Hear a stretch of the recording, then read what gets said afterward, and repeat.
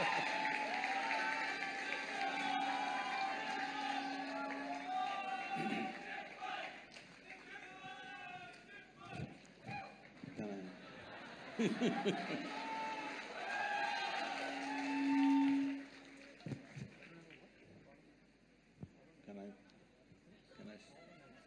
I say something? I know the two lawyers are consulting, but can I say something for a minute before… I have a beard, you know, speaks. Namaskaram and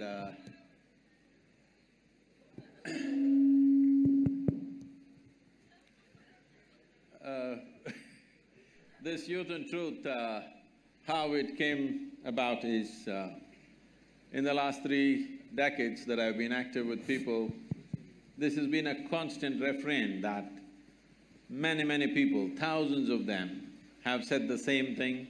It's a bit… can you move this little away from me, please? They've been asking the same question. They keep telling me, Sadhguru, 25 years ago, where were you? When I was 20, why didn't you come? You come when I'm 60. If you had come when I was 20, I would have changed my life, but now you come too late. So I decided we'll step out and meet all those people who are below 25 years of age, and that's why we're here. Because what we are referring to as life, I'm shouting a little bit. What we are referring to as life is essentially a certain combination of time and energy. We can make many things out of it, but essentially this life is a certain amount of time and certain amount of energy. Time is rolling away for all of us at the same time. It's rolling away at the same pace. If you sit, it goes, if you stand, it goes, if you work, it goes, if you just sleep, it goes, awake or asleep. Time is rolling away. It's the energy that we can manage. When you're youthful, or when you're in that segment of life which is referred to as youth, this is the time when your energies are at their peak and they're at their highest. Most youth do not understand this, that this level of energy, the intensity of energy is with you only in this stage of life. It's not going to last for a long time. Most youth will not understand this right now, but you must look at the older people and see they were also youth and it's happened to them and it's going to happen to you. So when your energies are at its peak, if you can bring a little more clarity and balance into your life, this energy could become a phenomenal force both for yourself and for the society and the country and the world that we live in. So it's in this context that this Youth and Truth has been launched.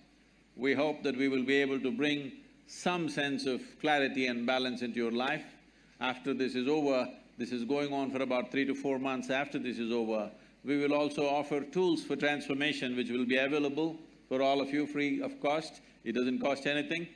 Certain people are sponsoring these things, so it is going to go out on the platforms that we have, the online platforms. Simple things that you can do with your body and your mind so that your body and your mind never works against you.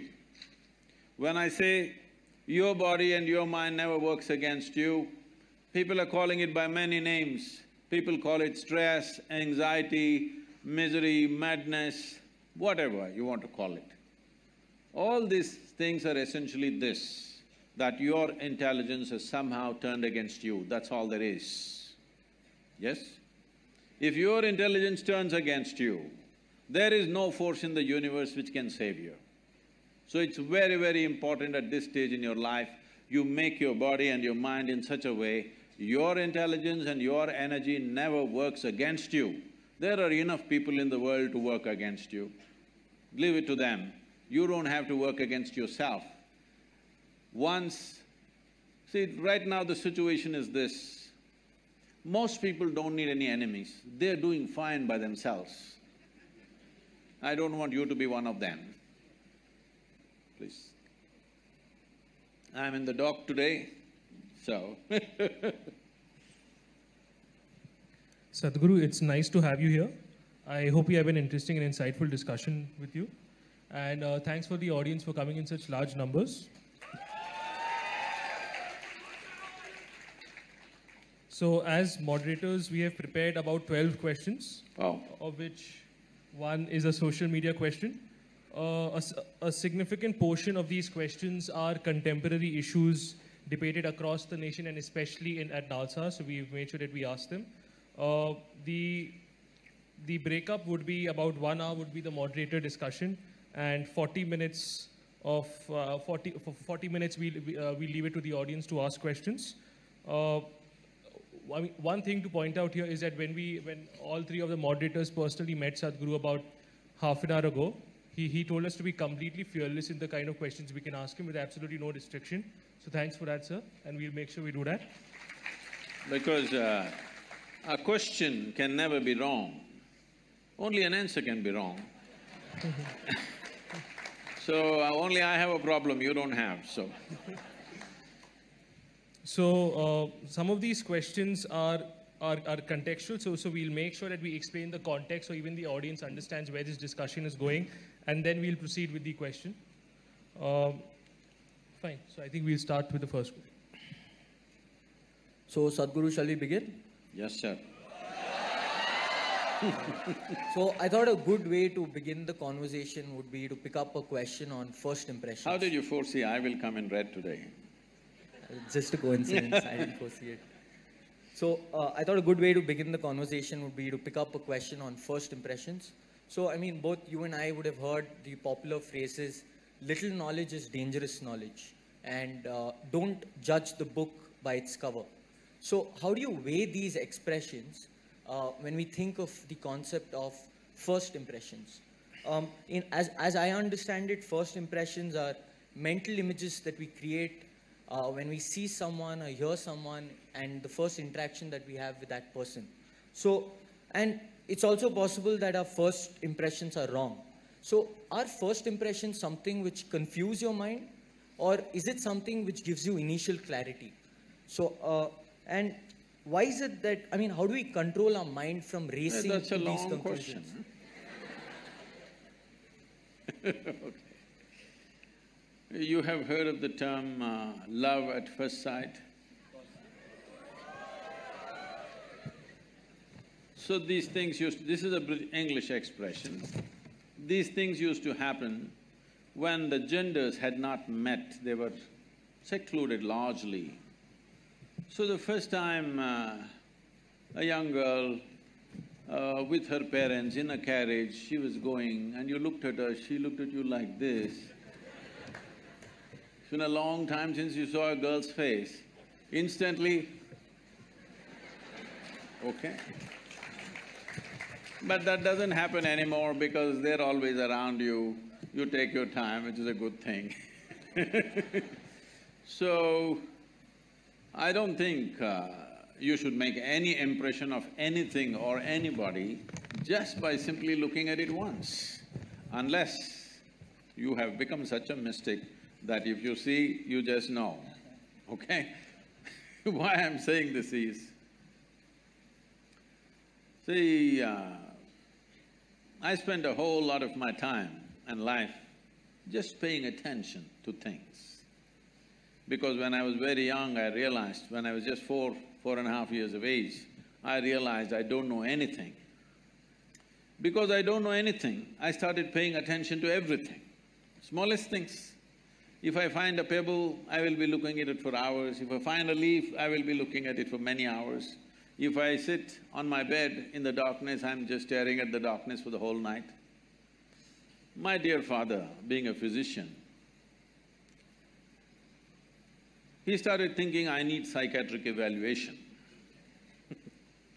Because this boy is simply staring at something for hours on end without blinking, it looks like he's lost his mind. My problem is, I look at this and I don't know what this is, so I'm not able to shift my eyes to that.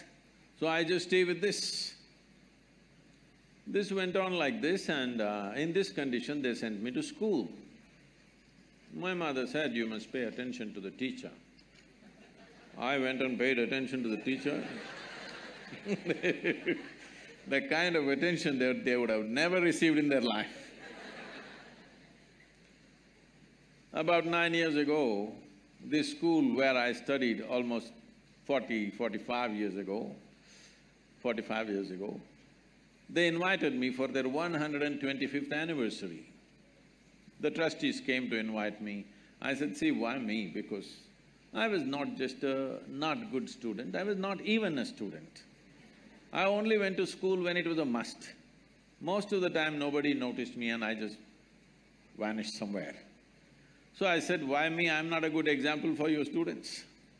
They said, our school has produced union ministers, our school has produced cricketing stars, film stars, you are the only mystic, you must come. I said, okay, and I went there. I stood up to speak in the quadrangle, I just looked around the same oppressive buildings. You have a fantastic, a campus. It's a fortune because it's not just about education, it's about living in a certain atmosphere is a very important thing for learning. So, these are city schools which are like that. Then I looked at this classroom and I suddenly remembered, I was just 12 years of age. One afternoon, the teacher is trying to get some response from me. Those days I'm made like this, for many days I won't utter a single word. When you don't know anything, what to say? I'm still trying to drink up the world, nothing to say. So this man is asking question, I'm just looking at him. After some time, I don't even hear what he's saying. If I look at him, I know his past, present and future. I can tell him everything about his life, but I don't know what the hell he's talking. Because I never listen to anybody, I just look at them. So, if you're able to look at people like that, then it's okay. Otherwise, definitely looking at the appearance of a person if you're making judgment, or appearance of a situation if you're making a judgment, especially you're going to be lawyers, by looking at what people are saying, if you make a judgment, they will be telling all kinds of stories to you. So you never make any impression, you need to delve into certain things. So whether it's individual people or situations, aspects of life or decisions we need to make, it's best that we get the maximum input out of whatever we are looking at, because otherwise we will go on regretting what we have done.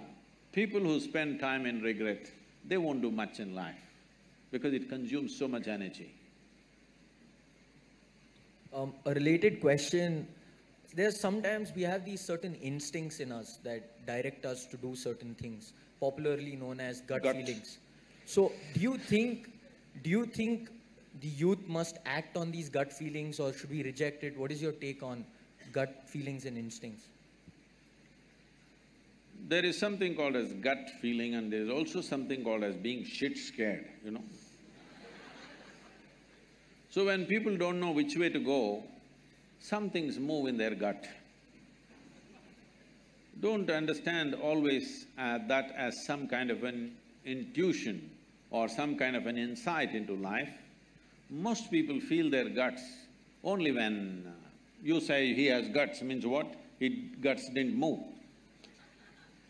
So, fear is considered gut feeling by a whole lot of people, don't go by that. But there is a certain… in the yogic culture, today modern science is also recognizing this, in the yogic culture, we identify a certain dimension of intelligence in the stomach. A certain dimension of intelligence means, if we have to… this is what I'm going to say is very simplistic. If you find loopholes, you ask question, otherwise I will pass, okay? If you ask questions, I will cover those loopholes, but because I'm saying it in such a brief manner, there will be loopholes. See, you eat a piece of bread, within a few hours, it gets transformed into a human being, isn't it so? Is it a tremendous amount of intelligence? Hello? If I can take a piece of bread in my hand and make this into a human being, who do you think I am? Hello? Creator himself, isn't it? Must be God. If I can take a piece of bread and make it into a human being, this is it. This you're doing in your stomach. Obviously, there is a certain dimension of intelligence. It is not in the form of thought, but it's a different it's not intellect, but it's an intelligence. Is there a way to access that intelligence? Yes. Even if a drop of that intelligence enters your life, you will do things magically, not miserably. If you do things only with your logic, everything becomes quite miserable because you will have to go through logical steps for everything. You will not know anything just by looking at it. So, it is important to develop that dimension of intelligence, but as I said, whenever there is confusion and fear, people will feel a pit in the stomach. That should not be understood as the gut, intelligence of the gut. So, Sadhguru, the next two, three questions revolve around this. Yeah, as a lawyer, you shouldn't warn me, what is the next question? So, you must shoot. So the broad theme of the next two, three questions revolves around the concept of nationalism, of allegiance to the country. So my question basically concerns your response to Gautam Gambhir's question, wherein Gautam Gambhir was of the opinion that people should be compelled to stand up for the national anthem, and he was surprised as to how this was even a topic of debate. As I understand, you agreed with him, with the only qualifier being that if somebody is disabled, he should not be forced. And… I'm not looking at it… Please complete the question. I'm not looking at it so simplistic, but… So, Sadhguru, my question is that should we not allow people to find out what their own interpretations of loyalty and allegiance are? I mean, we walk unaffected when women are raped. We walk unaffected when women are raped. We stop Dalits from entering public facilities. There are so many injustices that we do. So we can do one more. No, I mean, just because we go to the cinema and before gangs of Wasipur, we stand up for the national anthem, how does that become the criteria for having allegiance to the nation, of being a patriot to the nation?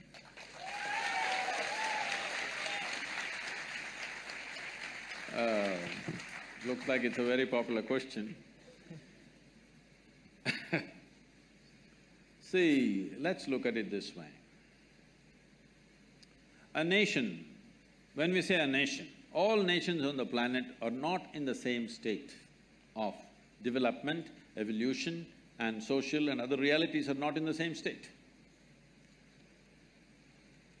Looking at India as a nation, we are trying to make this a nation. Still there is no real nation, because still a whole lot of people are identified with their caste, creed, many things, with their community, many things. Because we are yet to make a nation out of it. We should have done it early on after 1947, but we did not do that work properly. As you said, discrimination is there based on your caste. That means we've not made a nation yet. You are separate nation, I am separate nation, isn't it? Just because of your birth. So if you want to make this a nation, there are certain tools, certain symbols, certain acts, and anthem is one of them, that we are trying to make a nation out of this. And we are a nation where 500 million people have not eaten properly. Largest number of malnourished people on the planet, unfortunately, in our country.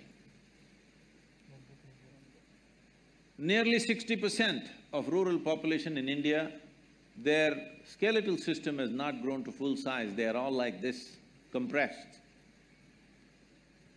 Decipated life, underdeveloped life we are generating. But we have debates about whether we should stand up or sit down when the anthem happens, all right? Simply because we've lost our humanity. I'll come to this. And we have issues with our sovereignty. Somebody is always trying to gobble part of what you call as India. That itself is not settled. We don't know where our borders are. Yes? And you and me are sitting here today comfortably talking about many things simply because there are men who are standing there, who are willing to die for this nation.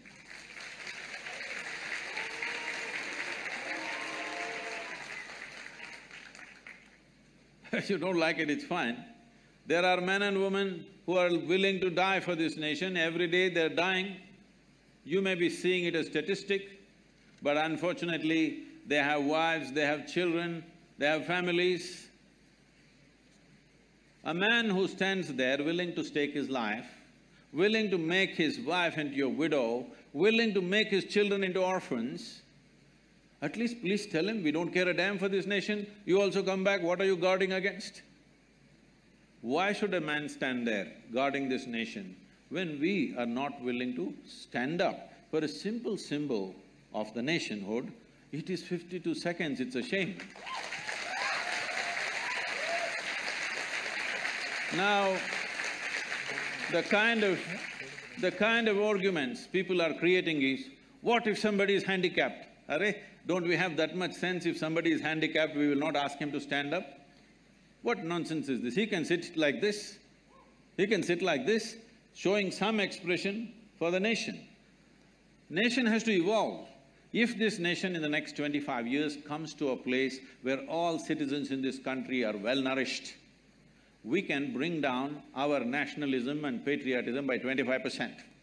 If in another 15, 20 years or 25 years, if everybody is well-employed, well-to-do, nation is bursting with prosperity, then you can bring it down to 50%. Someday, if you come to such an egalitarian situation where there is no caste, no creed, no discrimination, gender, caste, creed doesn't matter, we are all just boom. If you come to that stage, we can talk about dissolving the nation and making nation into a global possibility. But without understanding the realities, when your sovereignty is not fixed, when you don't know where the hell your border is of this nation, and half the people have not eaten properly, you are talking about in one hand popcorn, one hand Coca-Cola, and you can't stand up. No, this is not okay. This is not okay. This is not a question of nationalism, this is a question of your humanity. So…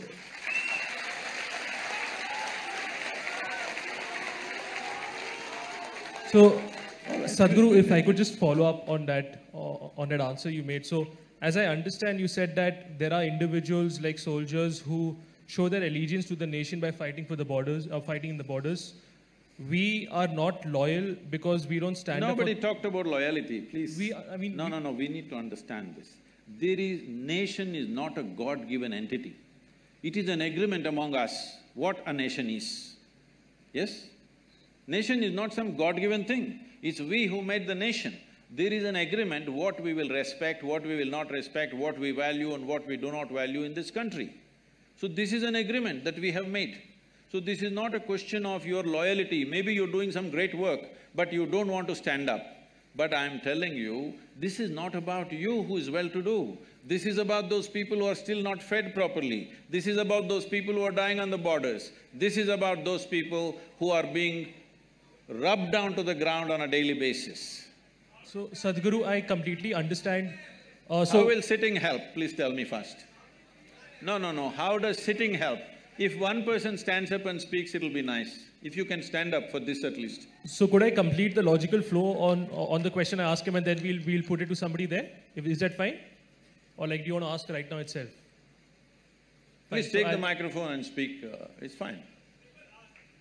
Fine, so I mean, the reasoning which I understood is that there are individuals who are sacrificing for the nation. No, there is a condition. There are individuals who subscribe to the idea of a nation, and the implication is that individuals who do not stand up for the national anthem do not subscribe to the idea of the nation. Not true. I am not saying that. This is a very simplistic logic. I am not saying that. I am saying a nation is at a certain status of evolution. Do you understand? In this nation, we need an emotion to move this nation to a better status. For this emotion, everybody needs to participate. It's like saying, tomorrow you want to build a family. You go and tell your wife, see, I'm very agnostic, I will give you what you want, but I will not invest my emotion into this family. You think you will have a family? You think you will have one? So, Standing up for the national anthem and a few other symbols of that is just that you are creating an emotion, because nation is only in the minds and hearts of people. It doesn't exist anywhere else. There is no nation in the world. Nation exists only in our minds and our hearts. If it doesn't exist in your heart, how will it exist? It will not, it will cease to exist. So the last time we had, the last time in history we had forced acts of symbolism that resulted in Nazi Germany. I got you. All right, that whole thing. All right. See, this is why the problem is you have read European history, you have no idea of Indian history. Let's come to this. Nazi Germany was organized against somebody within that country. Right now, you standing up for the national anthem is not organized against anybody. It is not organized against anybody. This must be understood. First of all, let us be very clear. Without investing our thought and emotion, there is no nation. Right now in this country, a whole lot of people, if you go into rural India, a whole lot of people don't know what is India. They know only their caste, they know only their community, their full allegiance is right there.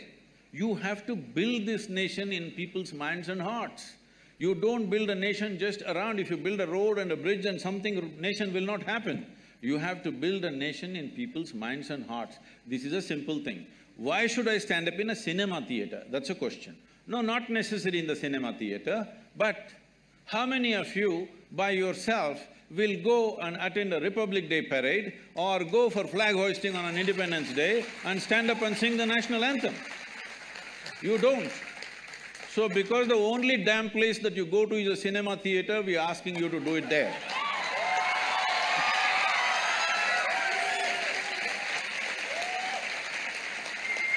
Fine. So we'll proceed from that discussion as to, as to my ideas of nation and whether I should be standing up and whether how that subscribes to… Okay, how else will you express your love for the nation? So if I could just make another point there, is that, 2 points here. First, take the example of, say, the victims of the 1984 riots, or take the example of the Bhopal gas victims, right? These people have been failed by the nation. These people have been discriminated upon.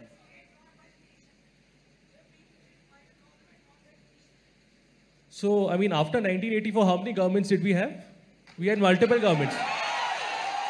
No. So, tell me one government after 1984, if… See, 1 second, hello. It's not just in 1984 or post-94 we have failed. We have continuously failed a whole lot of people for 70 years. When 50% of the country's population is still not nourished properly, we have obviously failed them. This is why I'm saying this is a question of humanity. This is not a question of nationality. The only way, the largest… Here. No, nothing. Yeah. The largest number of people, the maximum number of humanity that you can address right now in the current reality of the world is called a nation. If you want to address people in smaller communities, you must break it into smaller groups. Or when the populations or the nations become mature enough, like it's happened in Europe, they've made an union. The same people fought each other in the World War II, but within 60 years' time, they formed an union. There is a certain maturity there. So here, they don't have to promote too much nationalism because there is a maturity of accepting everybody and opening up the borders and living as one larger union. So if such a thing happens to us, that someday we become an Asian Union, which we should aim towards on someday, then you can lower your nationalism. Right now you don't have a thing, you have not eaten properly, you're talking about other kinds of ideas and comparing yourself with Nazi Germany, which was in a completely different state. I'm saying you have ideals without reality check about your understanding of where we are, where this country is right now. Okay, so then, sir, I think this is something… I completely get your points, but I think this is something we'll disagree on it. I think if somebody has an issue, we'll... No, you should not disagree. You should ask more questions. Fine. So, so I thought we had limited time. See, but it is like this. Yeah. It is like this. Right now, you are in that state of mind that I am fixed on this. Unless you say what I want, I will not agree with you. This is not a debate. You asked a question. I have said what I have said. Okay. You ask more questions. So, my primary concern was that there was limited time, but if you're okay... No, don't worry about that. I'm willing to spend the day with you. Because you've raised an issue where certain people, just for the sake of popularism, they're talking some nonsense without keeping the nation's interest in their thinking. Now, it's okay, don't shout. If you want to say something, take the microphone and speak. Anonymously, anybody can say anything. If you want to say something, stand up and speak, it's perfectly fine with me. All right? Just doing boo-boo, woo-woo is not going to help. Because this is a nation, as I said, I'm reminding you, you don't seem to have the pain in your heart, because I have traveled through villages and rural landscape of this nation so much. I have seen people in such horrible conditions continuously, even today. Just here, in this state, just travel around, see, it's one of the well-to-do states in the country. Go to the remote parts of this state and see how people are. Most of them have not eaten properly in their entire life, okay? When this is the condition, we have debating about nuances, 52 seconds, if I stand, my legs will melt down. No, I'm saying this, can you create a nation without investing your emotion into the nation-making? Can you? So, could investing emotion also be by expressing healthy skepticism? Is healthy skepticism also not a factor that is taken into account while building the nation? You can stand up and be a skeptic. Be a stand-up skeptic. Why are you sit-down skeptic? Even comedians are standing up these days. But it's how I express myself to be Okay, how will you express, sir? I mean… See, how will you… Okay, do one thing, let us not sing the national anthem, let's not stand for it. Find some way where all Indians can express one way, 1 minute of respect for this nation. Please find some way and tell me. So, sir, I completely agree with you, and that's where I come from. Like, I could be contributing to the nation not in terms of 1 minute, but in terms of ours. I could be protecting tribal rights. I could be going to courts and fighting for Dalits. I could be doing investigative journalism. Yes, sir. So, no, you did not listen to me. Please listen to me. What I am saying is, find one simple process that all of us can use to express our love for this country. Find that. But then we will stop the national anthem and do that one. But so, why is it that we need a common idea of expressing love? I mean, if I have 3 children, all 3 of them will express love to me, will express their love to me in different manners. You need to understand this, your love for your country is not your personal romance. How you express your love? How you express your love to your friend or your partner is your business, we will not ask you.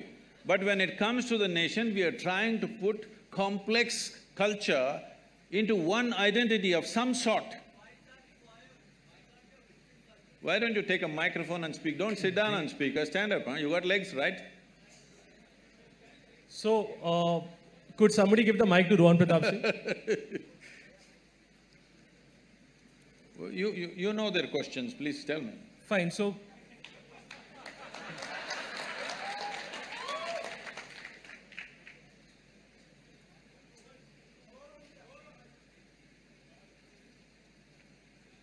So, before the mic comes to him, because I think it will take some time. No, I would like you to stand up.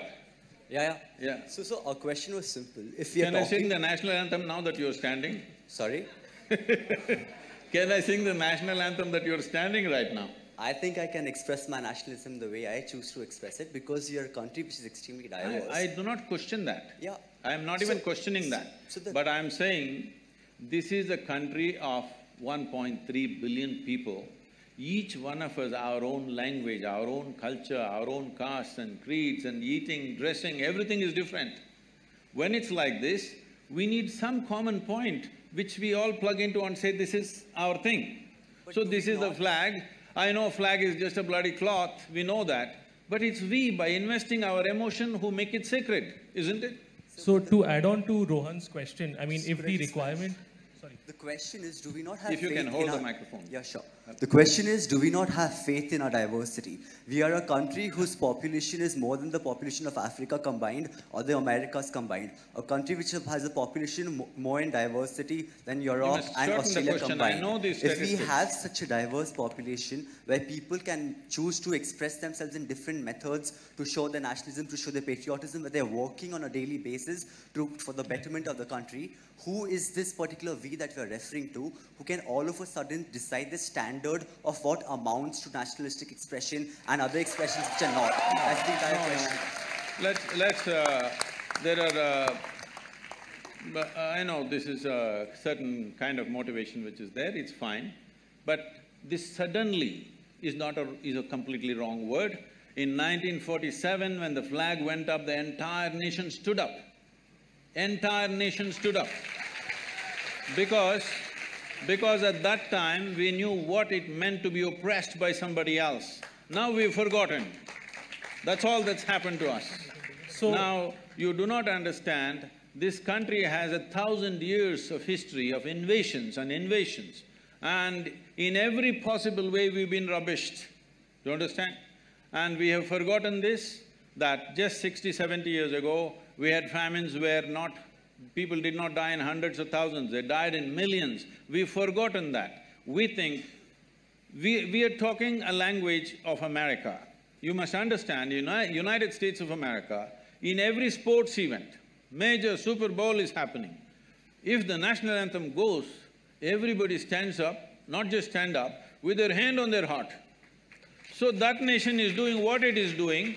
It is also a complete conundrum of cultures from variety. People have all come from outside in this generation. They're not even born there, but they all stand up with such pride. Because of that pride, that nation is the most powerful nation in the world. If you don't have pride, what do? So I apologize to the people in the audience. We will have 40 minutes. I'm sorry, Javi, we'll have 40 minutes in the audience discussion because, I mean, the co-moderators also have important questions to ask. I can't take up their time. You can come back to… I can't hear you. We can come back to national anthem in the audience questions if that's fine to you.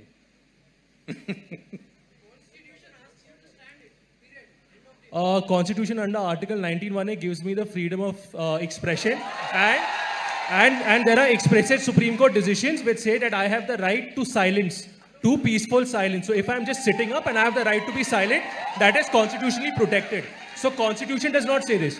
The only law we have is the… Please sit down. Hello. The only law we have is… I mean, there's a separate law for that. Whoever, please, whatever kind of question you want to ask, take the microphone and ask the question. Don't just stand up and do whatever, okay, please? So, sir, if it's fine to you and if it's fine to everybody, can we please do it as a moderated discussion? I mean, if you're fine with that, because we have a lot of important questions, nuanced questions to ask. Yes. So, I'm sorry, I'll take the autocratic decision to move on. And if you guys can, please ask that in the audience questions. There's 40 minutes reserved for that. That's a very good thing. That's a very good thing. They're listening to your autocratic decision. They're not saying we'll express in our own way.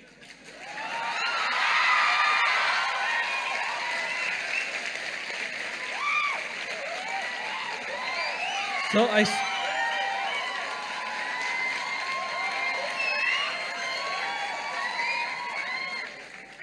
Sir, because we already have two opinions being discussed here of yours and mine. All I'm saying is, if everybody does things in their own way, there's going to be chaos. That's all it is.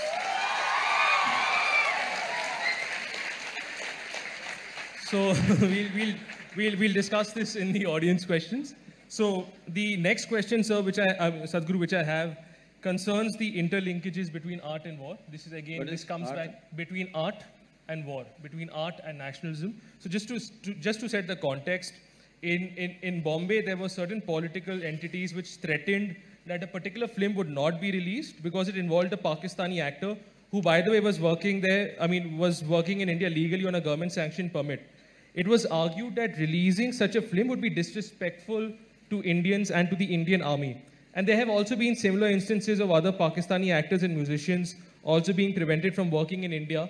Now, my question to you, Sadhguru, is that what's your stand on this? Do you see this as extra-constitutional bullying or extra-constitutional censorship because there is no law which says I cannot hire a Pakistani actor?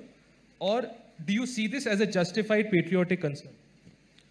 See, anything that is not within the framework of law, nobody has any business to force it. The law enforcement should be able to handle it, but unfortunately that's not the reality in the country right now. Whether it is about a Pakistani artist or an Indian artist, it is not only about Pakistani. You saw this Padmavat, one big issue happening, somebody won't let you release. In Tamil Nadu it's happened many times because somebody doesn't like it. I'm saying if you don't like a bloody movie, don't watch it. That's about it.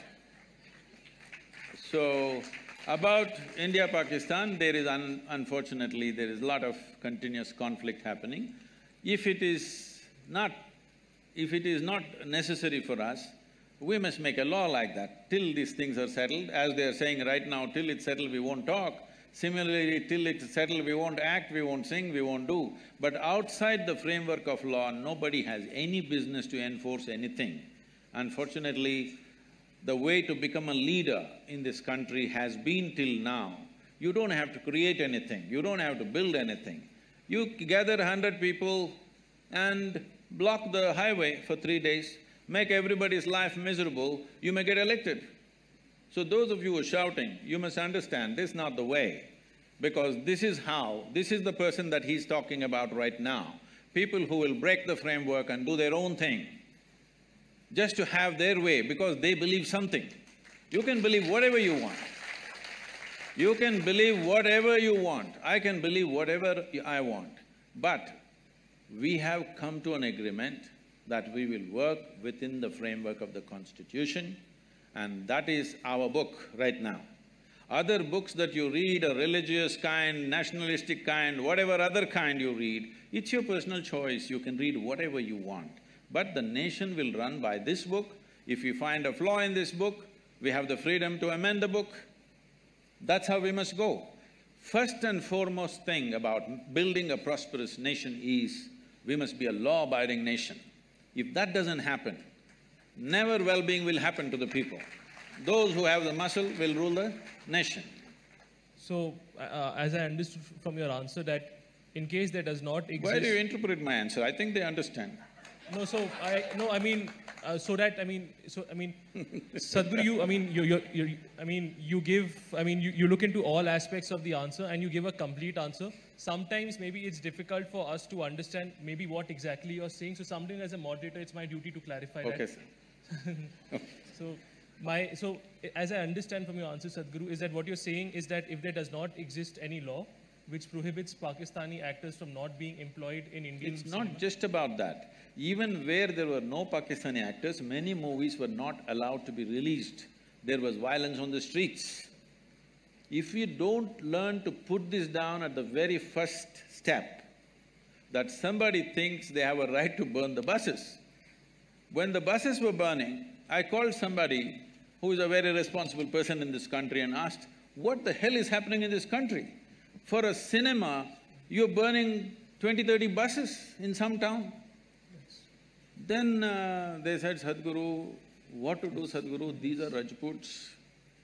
All those women are dressed up like brides and waiting, over 100 of them, and they want to burn themselves. Suppose tomorrow, even if 10 of them burn themselves, it'll become an international situation that we cannot handle. Let some buses burn, Sadhguru. I said, this is some strange kind of wisdom. But unfortunately, that is where we are. And even your national anthem question is related to this. Unfortunately, that is where the country is. Do not think just by reading law we are some law-abiding fantastic nation. People still do things by themselves. All this… the mob justice is still going on in this country. This is not in one place. In every village there is mob justice. Only a few things have been reported. If you know Indian villages, you know in the Indian village, things are settled by the mob. Maybe sometimes directed by the panchayat or something, nobody goes to the police because it'll take a long time. Court takes 25 years. Maybe that'll be good for your living and your business, but it is not good for the people. I lose something today, if my problem is going to be settled in 25 years' time, it means nothing to me. I will gather 5 people and try to get my own justice. This is the nation we are living in. Do not be in some utopia. This is the country we are living in, where still, for a whole lot of people, there is no nourishment, there is no law, there is no any kind of enforcement. They are doing their own thing. You need to create a nation out of this. So, we'll move on to the next Yes, question. Is that, I mean, this is again on the theme of nationalism, is that there have been instances of governments spending huge amounts of money on building statues of national icon and heroes. To set the context, I'm from Bombay, and a huge number of people from Mumbai, including me, see Chhatrapati Shivaji Maharaj as an eminent warrior and icon. That being said, the government of Maharashtra recently allocated rupees 3,600 crores for building a Shivaji statue. Sadhguru, my question is that respecting national heroes and taking pride in history is important, but should it come at the cost of spending rupees 3,600 crores, especially when you have important socio-economic issues still pending? I mean, in Bombay, there have been bridges which have, which have fallen down. There are families, entire families who have been killed. There are public schools which have only received 25% of the funding. All the many things that we need to do in this country, there's not one thing or two things. Yeah. There are so many things we need to do in this. At this time, is it necessary to build a statue? Well, it is not my personal choice to build a big statue, but at the same time, when I inquired about this, because it kind of bothered me also when I look at the number of how much it costs, then I was told this is going to be a technology center of an experience of India and Indian culture and variety of things. They want to make it a tourist attraction of the tourist attraction in the country, Mumbai being the commercial capital. So they have some vision. I don't know how it'll pan out, because it's the government executing the vision, but they have a vision, and hopefully it'll turn out in such a way that it'll be a big tourism draw for Mumbai. Right now they feel Mumbai has commercial travelers but no tourists coming to India. Tourists coming to India avoid Mumbai for variety of reasons. They want to change that with this one project. Hopefully they do that. And Chhatrapati Shivaji is an inspiration for all the Marathis for everything. So they want to build his statue. I don't know how tall it is. How tall it is? So I don't think the main budget is for the statue, it is for the complex that they're building. They're saying it's going to be a tourist draw. If it is so… Fine. So, I understand that we don't have clarity as to the facts as to, whether they will be able to recoup the investment or not. But there were some people who just to let you know, and then you could also give your view on this. There were some people who did statistical studies on this. They said that Taj Mahal, which is the most popular monument in India, has 25 crores coming from it annually, 25-30. And this is 3,600 crores, which means that if you, even if you don't include the cost of maintenance, this will take 150 years just to recover. That is very simplistic economics. I don't know why… For anything illogical, a few people are always clapping, motivated in a certain way. Please, this is very illogical economics. This is not how that project is being planned, because from what little I know, I'm not an expert on this, let me admit that I don't know much about it, but it's not only about the statue. The statue is probably to pacify a certain groups of people so that they support that and they don't, start a protest against this tourism project. The project like this will not be like… See, Taj Mahal is one ticket entry. This is not going to be like that. This is going to be many things about Indian culture, and this is not going to raise… it is not like 25 rupee ticket, you pay and you enter and go. And anyway, these kind of projects, it is going to be economically viable because we've been working on the river projects with Maharashtra's finance minister. They're very, astute about money. So I'm sure they'll work out an economic module, I have no doubt about that. But beyond that, a tourism project, something that you're trying to draw people into the town, means they will stay in the hotels, they will eat, they will do many things, they'll spend money in the town. So there is… economics is in many places. So out of… just to see Taj Mahal, people to come to India, do you think just with a 50 rupee ticket they enter? For foreigners, I think it's 100 rupees or something. They enter and they go away? No, they will eat, they'll stay in a hotel, they'll buy things, Indian arts, crafts, everything sells. So it is very simplistic to look at this is gathering 25 crores, this will take 150 years. No, that's not the way to look at it. Fine. So we'll move on to the next question, but I'm sorry, I'm indulging myself here. Even if it is not 3,600 crores, even if you are going to recover it in the future, when you have children who are… when you have children who are dying of malnutrition, when you have schools which have only 25% public funding, wherein the rest of the 75% hasn't come, when you have this amount which is 7 times the amount which Maharashtra allocates to the rural roads… This 3,600 crores is less than 3 months of alcohol consumption in Mumbai city. Why don't we abstain for 3 months and build the damn thing, huh? Whatever it is.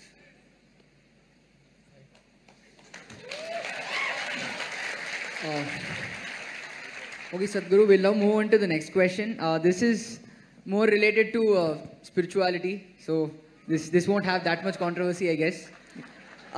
This is even more controversial.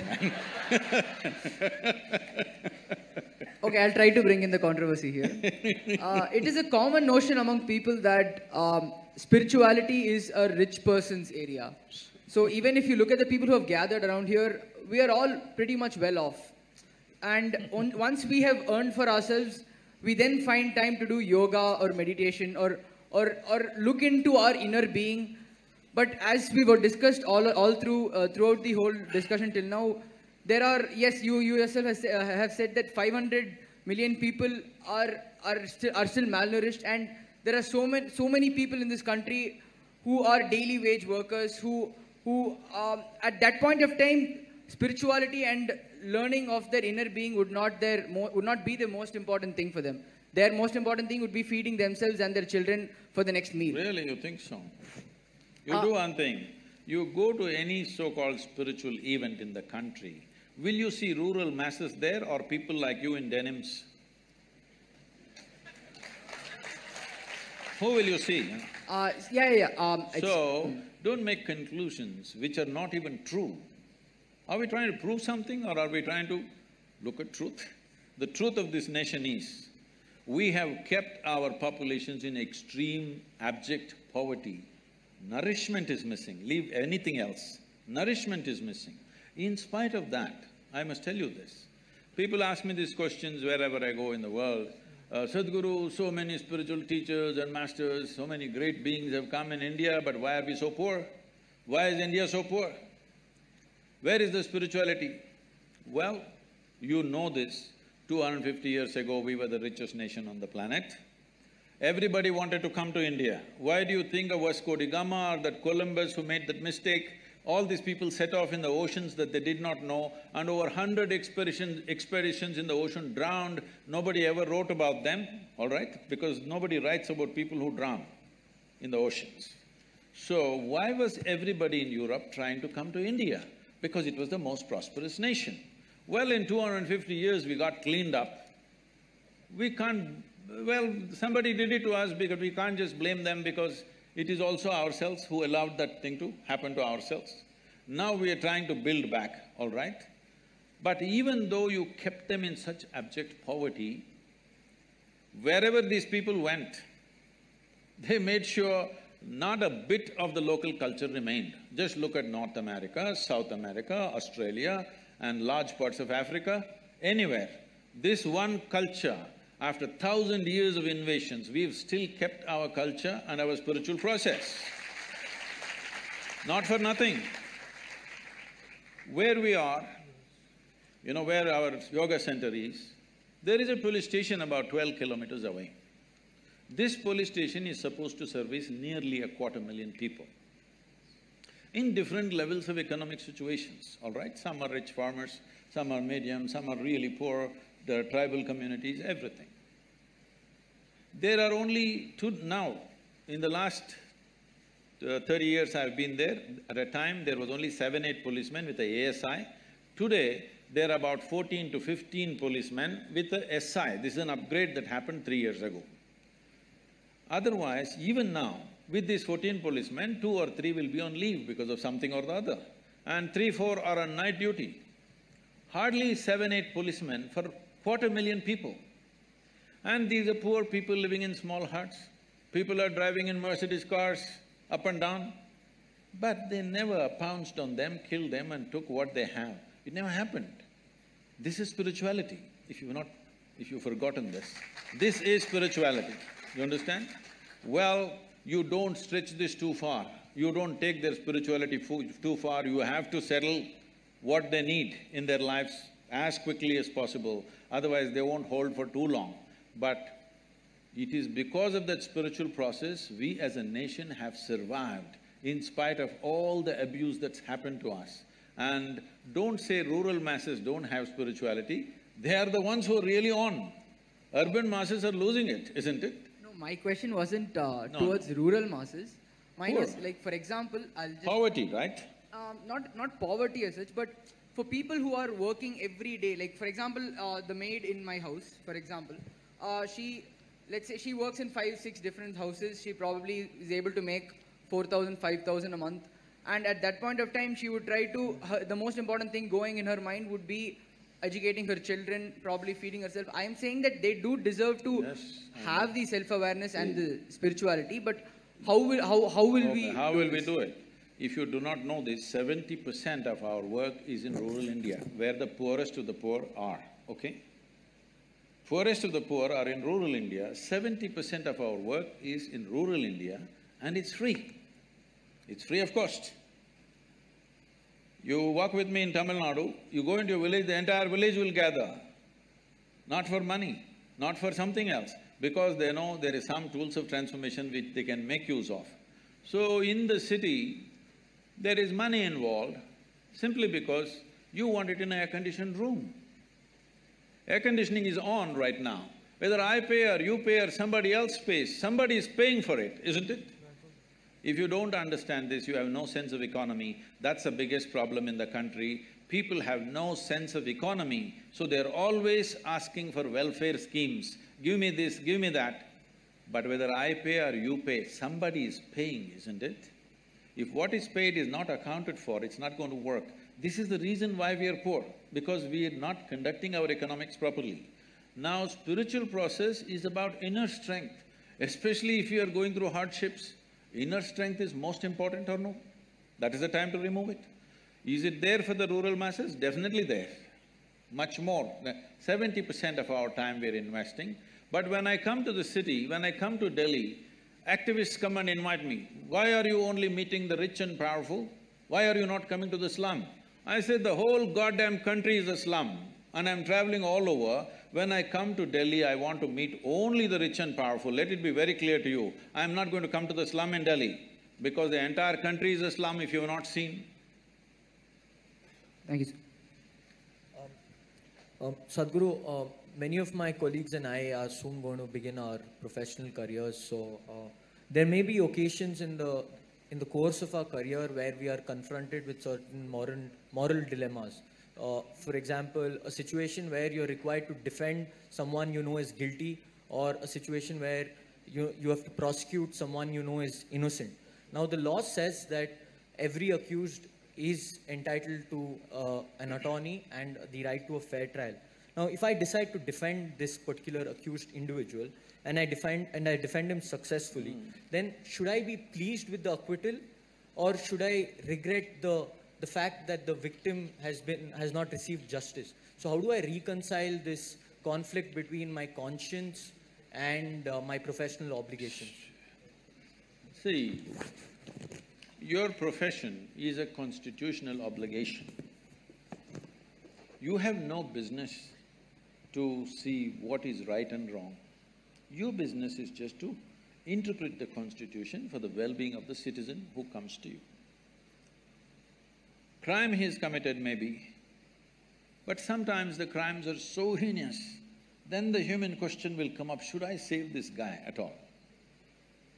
So, This is not a don't make this into a moral dilemma. This is a professional thing where you must decide, are you fulfilling your constitutional responsibility or no? This is not for you to take a moral stand. Okay, this guy has done something that I don't like, so let him hang. This is not for you to decide. Your business is just to interpret the law so that everybody gets a fair this thing. This once happened. Can I tell you a joke? You're a very serious lawyer, you're right. Yeah. This happened. Shankaran Pillai was accused of murder. Accused of murder. So he went on pleading not guilty, not guilty, not guilty. After 4 years, when the case was nearly coming to a close, suddenly he said, okay, I will plead guilty. So the judge asked, all these 4 years, whatever we said, you went on saying not guilty, now you are saying guilty, what is this? He said, at that time, I had not heard the evidence. So, when somebody commits a crime, of course he tries to save his skin, all right? And when somebody commits a crime, it's not for everybody to take a call. Right now it's happening on the social media and even in the television channels. Okay, hang him, castrate him, do this, do that. If you go by this, then lynching is what you will do in the end. Why go to the court? Let's lynch them when we see they've done something wrong. Because when something really terrible happens in front of you, or you come to know it's happened, it's not just robbery, some terrible things are being done, all right? When really terrible things happen, the crowd will want to lynch that guy. Even regular people, responsible people in the country are uttering these words, I would like to be the hangman for this guy. So why they're saying this is, yes, your humanity burns when you see such things happening, but you as a lawyer, your business is just to interpret the law, to stay within the framework of the constitution. It's not for you, because you know this guy has committed the crime, it's not for you to take a gun and shoot that guy in the court. That's not your business. That should happen through due process. Even if it looks unjust, what is unjust is the length of time that these legal procedures are taking. If we want justice to be reasonable and human or humane, it's very important, the time has to be reduced. This time is killing people and this time is making people do extrajudicial stuff, simply because the amount of time it's taking. This has to change. So, I mean, it was an extremely insightful explanation wherein you talked about why certain mobs or why certain individuals take law in their own hands. May it be the judicial delays, may it be the time-consuming process.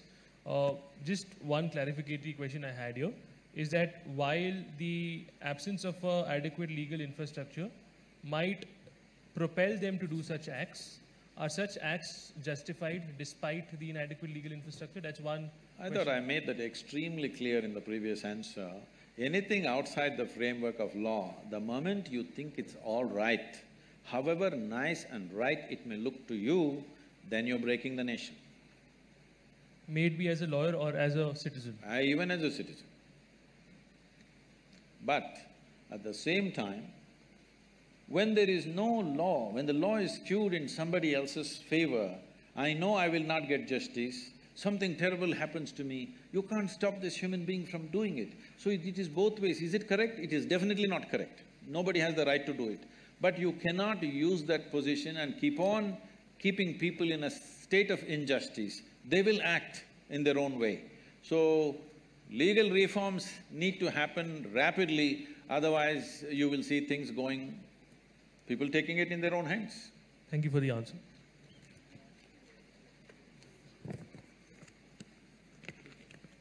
So, sir, you had quoted earlier that in one of your previous videos that the curse of a Shudra has no power. The curse of a Vaishya… What? Yes, sir. No. It was in a video. No. Sir. The curse of… You must have heard somebody else, not me. No, sir. I did… Okay, fine. Let's move on to the next question, sir. Okay, no, complete the question. No, because I'll answer this. I saw the video yesterday, sir. So, no, it's a question on the curse of a Shudra or the yogin power of a Shudra has, will not amount to anything. That of a Vaishya, you may lose a meal. If that of a Kshatriya, you may lose a limb. And that of a Brahmana, you may lose everything.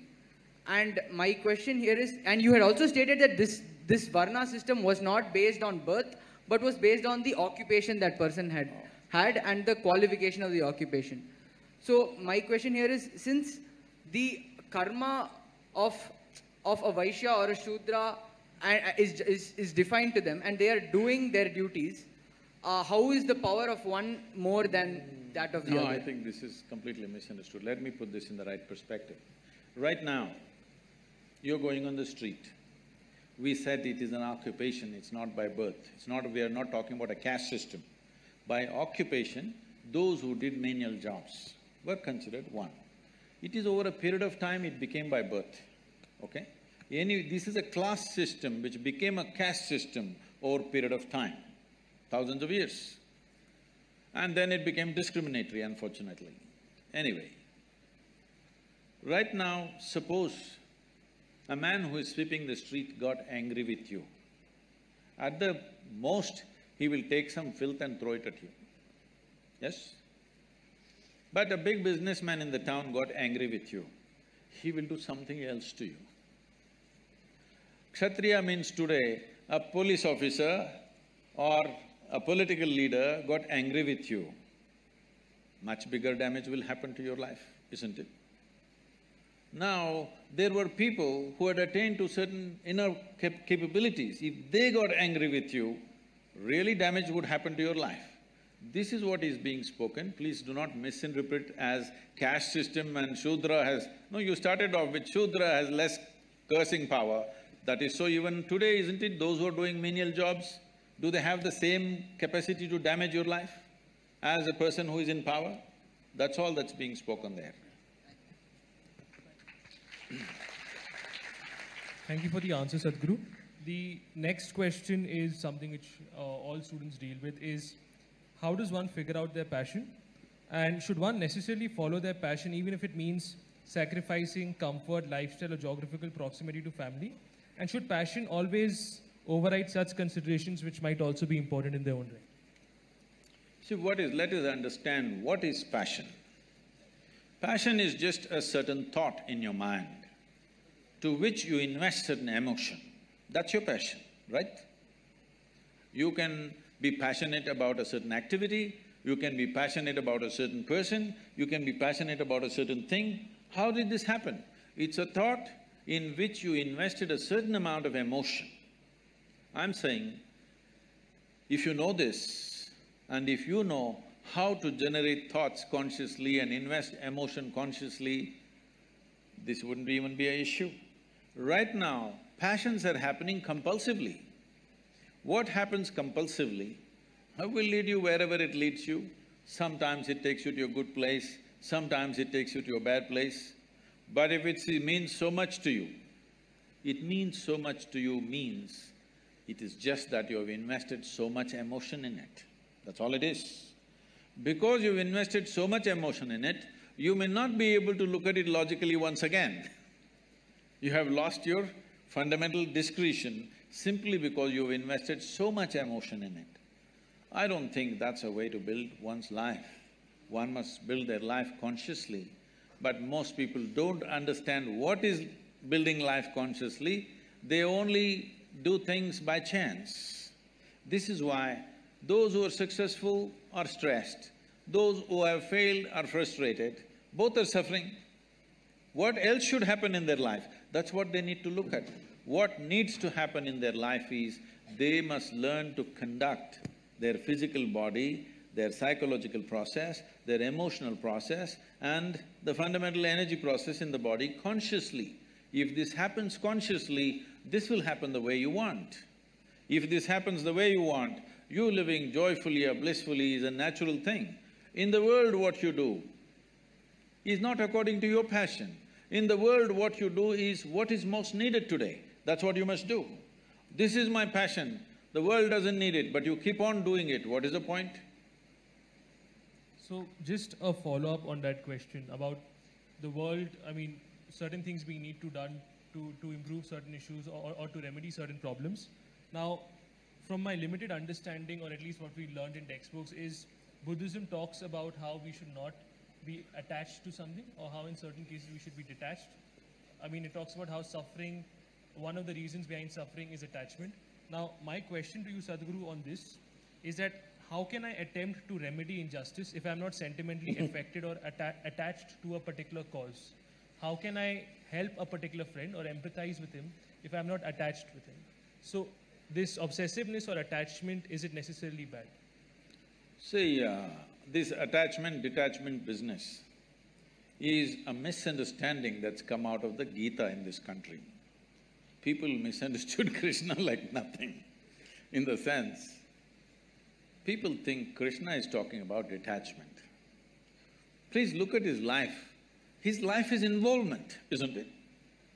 If you look at the scape of whatever we know about his life, whatever little we know about his life spells involvement, involvement, involvement with everything around him.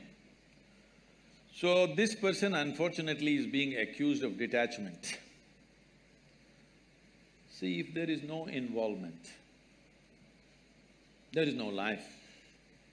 You can only know life with involvement. Even if the meal that you eat today, if you're not involved, you will not know what it is.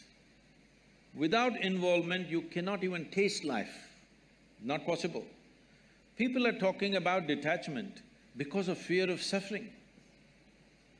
Fear of suffering has come because when they involve, they get entangled.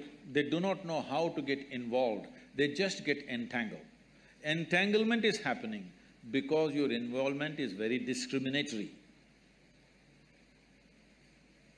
Is that sinking in? So I should be equally involved in everything, is what you're saying? I mean… Tell me, if you are less involved in your breath and more involved in your eating, you think life will work? See, breath is involuntary, that's why I'm using the word breath, because it's involuntary, you don't have to do anything, it's just happening. But we're involved by keeping the air conditioning on, otherwise we'll suffocate. This is our involvement, we turned on the machine. We may not be consciously breathing, all right? But we are involved. Without involvement in every aspect of life, you will get skewed. And that is when psychologically you get messed up so much that in many ways mind gets deranged. Seeing this, somebody said, you're too attached, you must be detached. No, detachment will not work either. Can you be detached and do something well? Can you do something well being detached about it? No, you need absolute involvement. If you have an indiscriminate sense of involvement, you will see there is no entanglement in your involvement. If you discriminate, you will get entangled. The problem is of discrimination, not of involvement. Right. So, thank you for the answer. Sadhguru, in one of your uploads on YouTube, you speak of an experience where you've consumed the cobra venom, and you describe this experience as something where one part of yourself felt like you were in a state of slumber, while the other part of you felt like you were in a higher level of brightness. So, how do you perceive the use of other natural intoxicants such as weed or bhang, which take you to the same level of higher consciousness, but the only difference lies in the means which are adopted in reaching that higher level of consciousness? So, why has the consumption of weed in India remained a stigmatized subject? And fortunately for us, we have a senior minister in the Narendra Modi cabinet, Mrs. Maneka Gandhi, who's come out in support of legalization of marijuana. So could you also tell us what your take is on whether or not marijuana should be decriminalized, given that there is enough evidence to suggest that there is medical benefits associated with the consumption of marijuana? Medical benefits are for those who are sick, isn't it?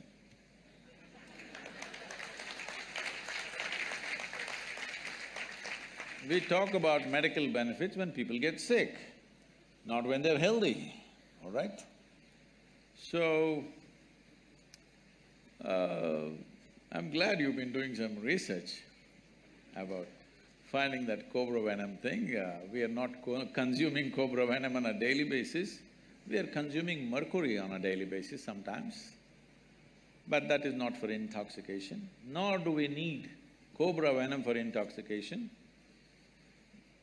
Just look at my eyes and see, they're always stoned. Really, don't put your head down, just look at me and see. I'm always stoned. I never touch the substance. But is it true that this human mechanism is the most sophisticated chemical factory on the planet? Hello? So if you know how to manage this well, you can produce what you want in this. Anyway, there was an Israeli scientist, you might have heard about him because you've done so much research on this aspect. He was doing research on cannabis and its impact on the neurological system. So he started this research in the United States. Every year he was getting some 15 kilograms of cannabis. For almost 12–13 years he got this, and he produced no results. And in 1980s, when US drug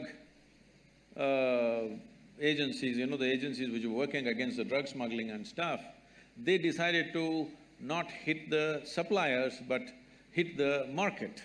So the street was burning with police action. At that time, the police and the agencies said, this guy is getting 13 kilograms per year. We have not seen any paper from him, it must stop. So they stopped. Then he moved to Israel and he showed what he has done, and they supplied marijuana for him as much as he wants. In about 4.5 years, he came up with this. He said, there are millions of cannabis receptors in our brain. But why? So he threw this information to all kinds of scientific disciplines to find out why in human brain there are millions of cannabis receptors. Well, naturally the anthropologist said maybe at some time the whole humanity was smoking but that's not possible because many parts of the world it doesn't exist. But even there, they have. After many things, many funny things happened around the world in this context, then the neurologists came up with this and said, the brain is expecting that you will produce cannabis within the system. It's not expecting you to smoke. It's expecting you produce that so that it becomes a mood equalizer for you all the time. But most human beings have become inefficient chemical factories, or they're just lousy CEOs managing a great factory. So they start smoking from outside. It's not a moral issue. It's not a moral issue for me. But the thing is, there is substantial studies which are being put down by those few activists who want to promote it. There is substantial studies to show that your decision-making, your certain dimensions of your brain, particularly about decision-making, are sufficiently suppressed. If you smoke marijuana for 30 days, this will last for 4 to 5 years. Your decision-making is clearly affected. With that kind of mind, with that kind of a brain, if you enter the court and I'm putting my life in your hands, I don't want a cannabis-smoking lawyer for me. I don't want a cannabis-smoking surgeon to work upon me. If he's just smoking on the street corner, not doing anything to anybody, it's his problem. But definitely I don't want my surgeon to be on marijuana and do surgery on me. Yes or no? Do you want? Nor do I want other drivers, because I drive at a certain speed, I don't want other drivers who are smoked out driving with me. I don't want. Nor do I want my driver ever, if at all if I sit in the back seat, to have smoked and then driving.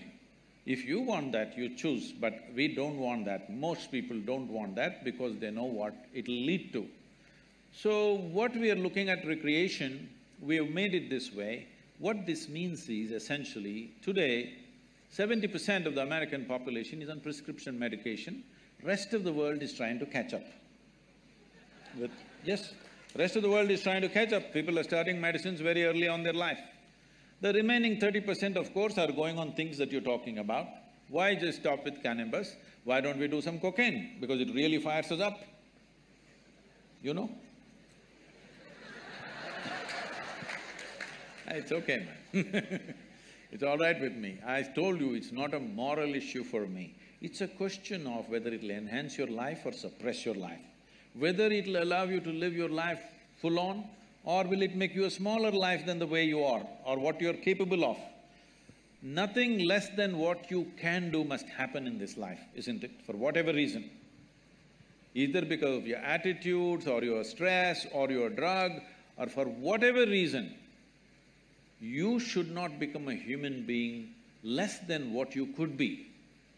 You must maximize this life, because all you have in this life is how intense and profound is your experience of life, that's all there is. And half the time if you're dazed out, you will miss that possibility. But if you come to me, I can teach you a way. Simply you can sit here and be stoned out. No… Really. Not just me, I do this to any number of people, thousands of people, they just sit there and boom. Every day in the morning I can show you millions of people who close their eyes, tears of ecstasy dripping, because there is a way. There is a way to activate this system, because there's no more complex chemistry on the planet than this one. Yes or no? Do you agree with me? When everything is here, it's best to learn to use this. If you invest some time early on in your life, very effortlessly you can get here.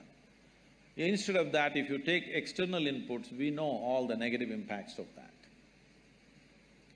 So, sir, when someone has wronged us or has abused us in some way, we either have feelings of hostility and resentment… Oh, we must file a suit. No, in a minor sense, if they abuse us or if they wrong us, we sometimes have feelings of resentment and hostility against them. And sometimes we might tend to forgive them and let it go. So my question here is, where must we draw a line to hold the wrongdoer responsible for what he does, and when should we know to forgive him, and when should we know to let it go? So this is the question. See, this is not about the other person. The choice for you is this. If you are given a choice, right now, for all of you, if you are given a choice that you can either live joyfully, blissfully, or miserably, or in anger, or in stress, or in resentment, what is your natural choice? You must choose, I'm going to bless you right now. What is your natural choice? Joyfully, isn't it? Because every human being is looking for highest level of pleasantness for himself or herself. You can call it joy, you can call it bliss, these are just words. Essentially, we want highest level of pleasantness for ourselves. If your body becomes pleasant, we call this health. If it becomes very pleasant, we call this pleasure. If your mind becomes pleasant, we call this peace. If it becomes very pleasant, we call this joy. If your emotions become pleasant, we call this love. If it becomes very pleasant, we call it compassion. If your very life energies become pleasant, we call this bliss. If it becomes very pleasant, we call it ecstasy. If your surroundings become pleasant, we call this success. Only to make your surroundings pleasant, you need the cooperation of all these people. Because in creating an external situation, there are many forces involved. Not all of them you even know. You understand? You want to create a wonderful situation for yourself, you don't even know how many forces are working in that area. If you harness a few forces, if they cooperate, things will happen. If they don't cooperate, it won't happen. But for the pleasantness of the body, pleasantness of the mind, pleasantness of your emotion and energy, it's 100% you. Yes or no? Is that yes or no? No, because in some cultures this is yes, in some cultures this is, you know. Yes, right? Yes.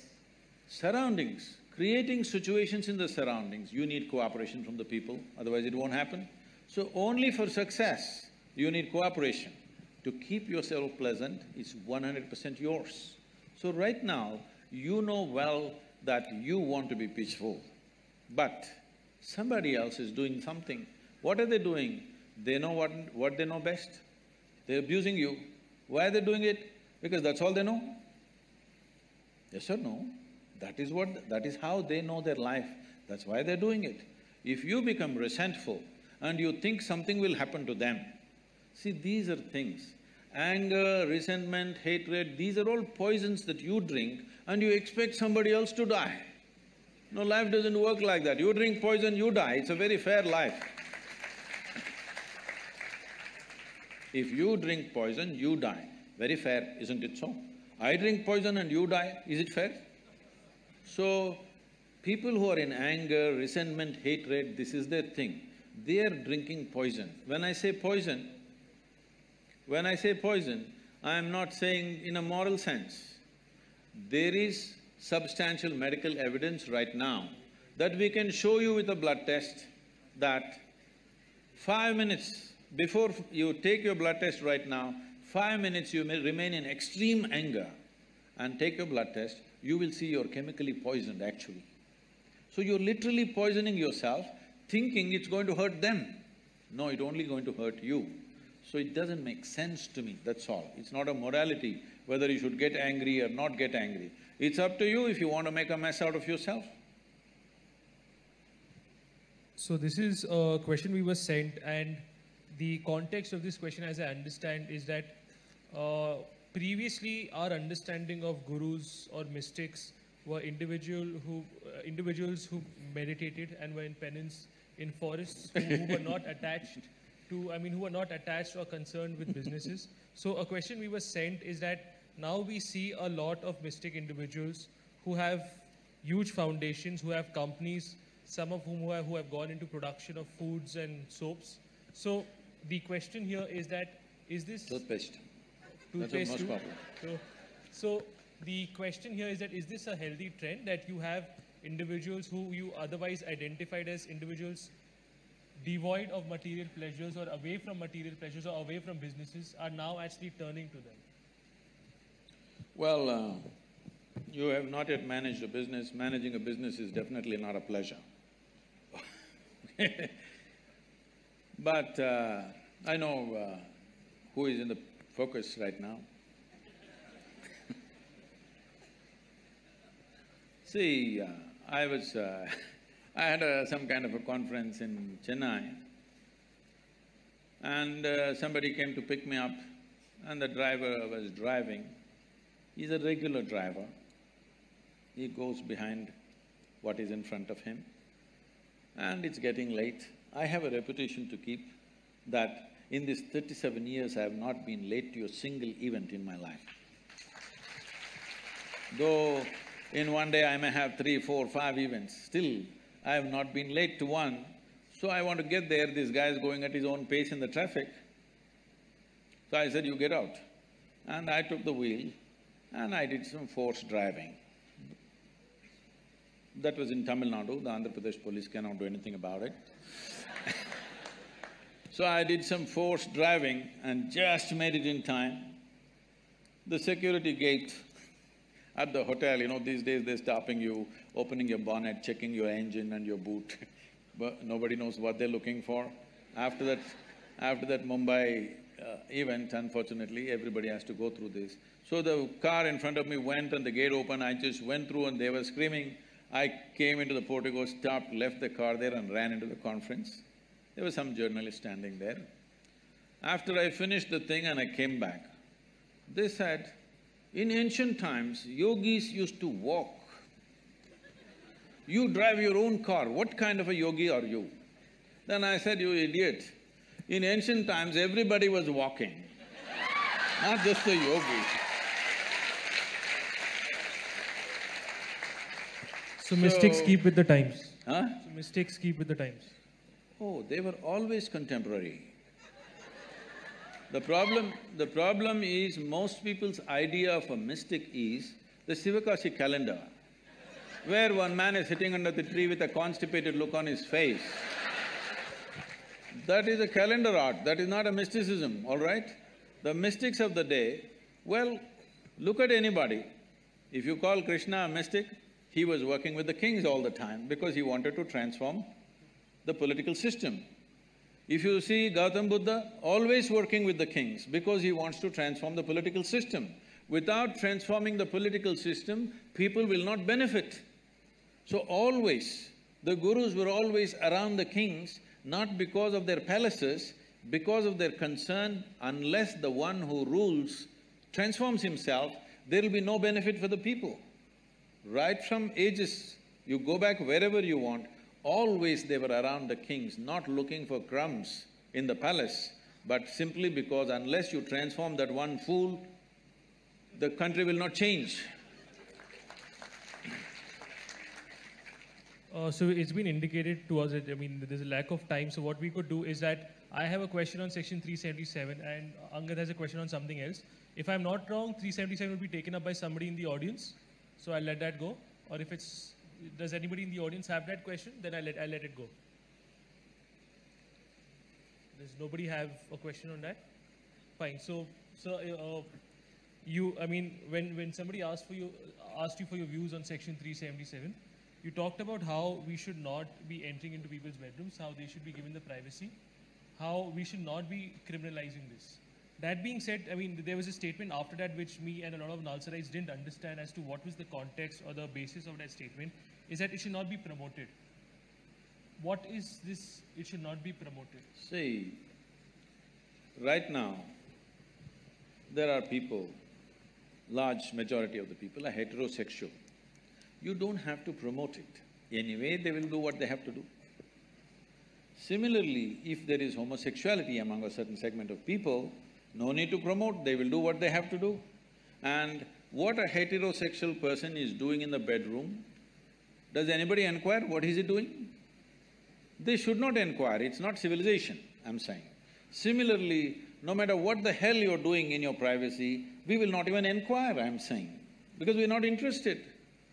What you're doing with your body is not my interest as long as you're not harming yourself. If you're damaging your system, then maybe we have to intervene. Otherwise, what's my business what you're doing with your body? The question I have on that is that, yes, as far as heterosexuals are concerned, they are a large majority. When it comes to homosexuals, there exist social prejudices which prevent them from coming out and acknowledging what their sexuality is. In that context… That was because there was a certain law. You must understand, this law was made by the British. The British made this law because the English soldiers that they brought from England to manage this large nation, they did not come with their wives and girlfriends, they came all men. So homosexuality was all pervasive among them because they had no options. So because of that, they brought this law which is actually said as buggery law, okay? So that was made in a certain context. So now the Supreme Court, the highest court in the country, has removed it, it's finished. What is the debate continuing about? But I might be wrong as to what the opinion of a large portion of the population is, but I don't think I'll be wrong in saying that there do still exist significant prejudices against homosexuals. And in that context, should we not be allowing… That is what I'm saying. Why should you tell me that you are a heterosexual or homosexual? Why should you tell me, huh? Your partner knows what you are and that's all that matters. Why should I know? But you want to tell me, and you want to tell me, and I must have the right kind of emotion towards you. Why are you expecting this from people? Sadhguru, the point I'm arriving at is that I might not be able to acknowledge my own I will not be able to acknowledge it to myself, leave alone to anybody else, unless and until this social prejudice and until homosexuality comes out in the open. Just to give an example, once a lot of celebrities came out that yes, we are homosexual, other individuals who were also homosexuals but were scared of identifying themselves as such also accepted their sexuality. So in that context, could promotion probably make sense? We're making a mistake. Sexual preference is not sexuality. They're two different things, all right? Sexual preference is a different thing. You're making it like it's a kind of a new species. It is not, I'm saying. We're all human species Different people have different choices, it's up to them. There is no need for you to go about making some kind of a campaign about it. It's not necessary because you will inevitably get the hit from others who don't see it that way. Where is it needed, I'm asking? It's a personal choice.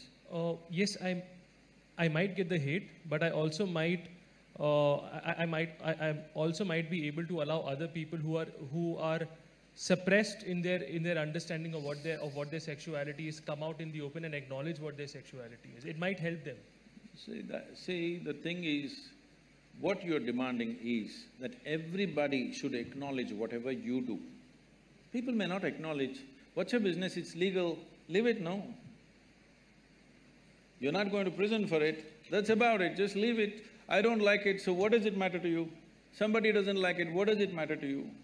It should not matter, that's all I'm saying. It's within the framework of law, just leave it.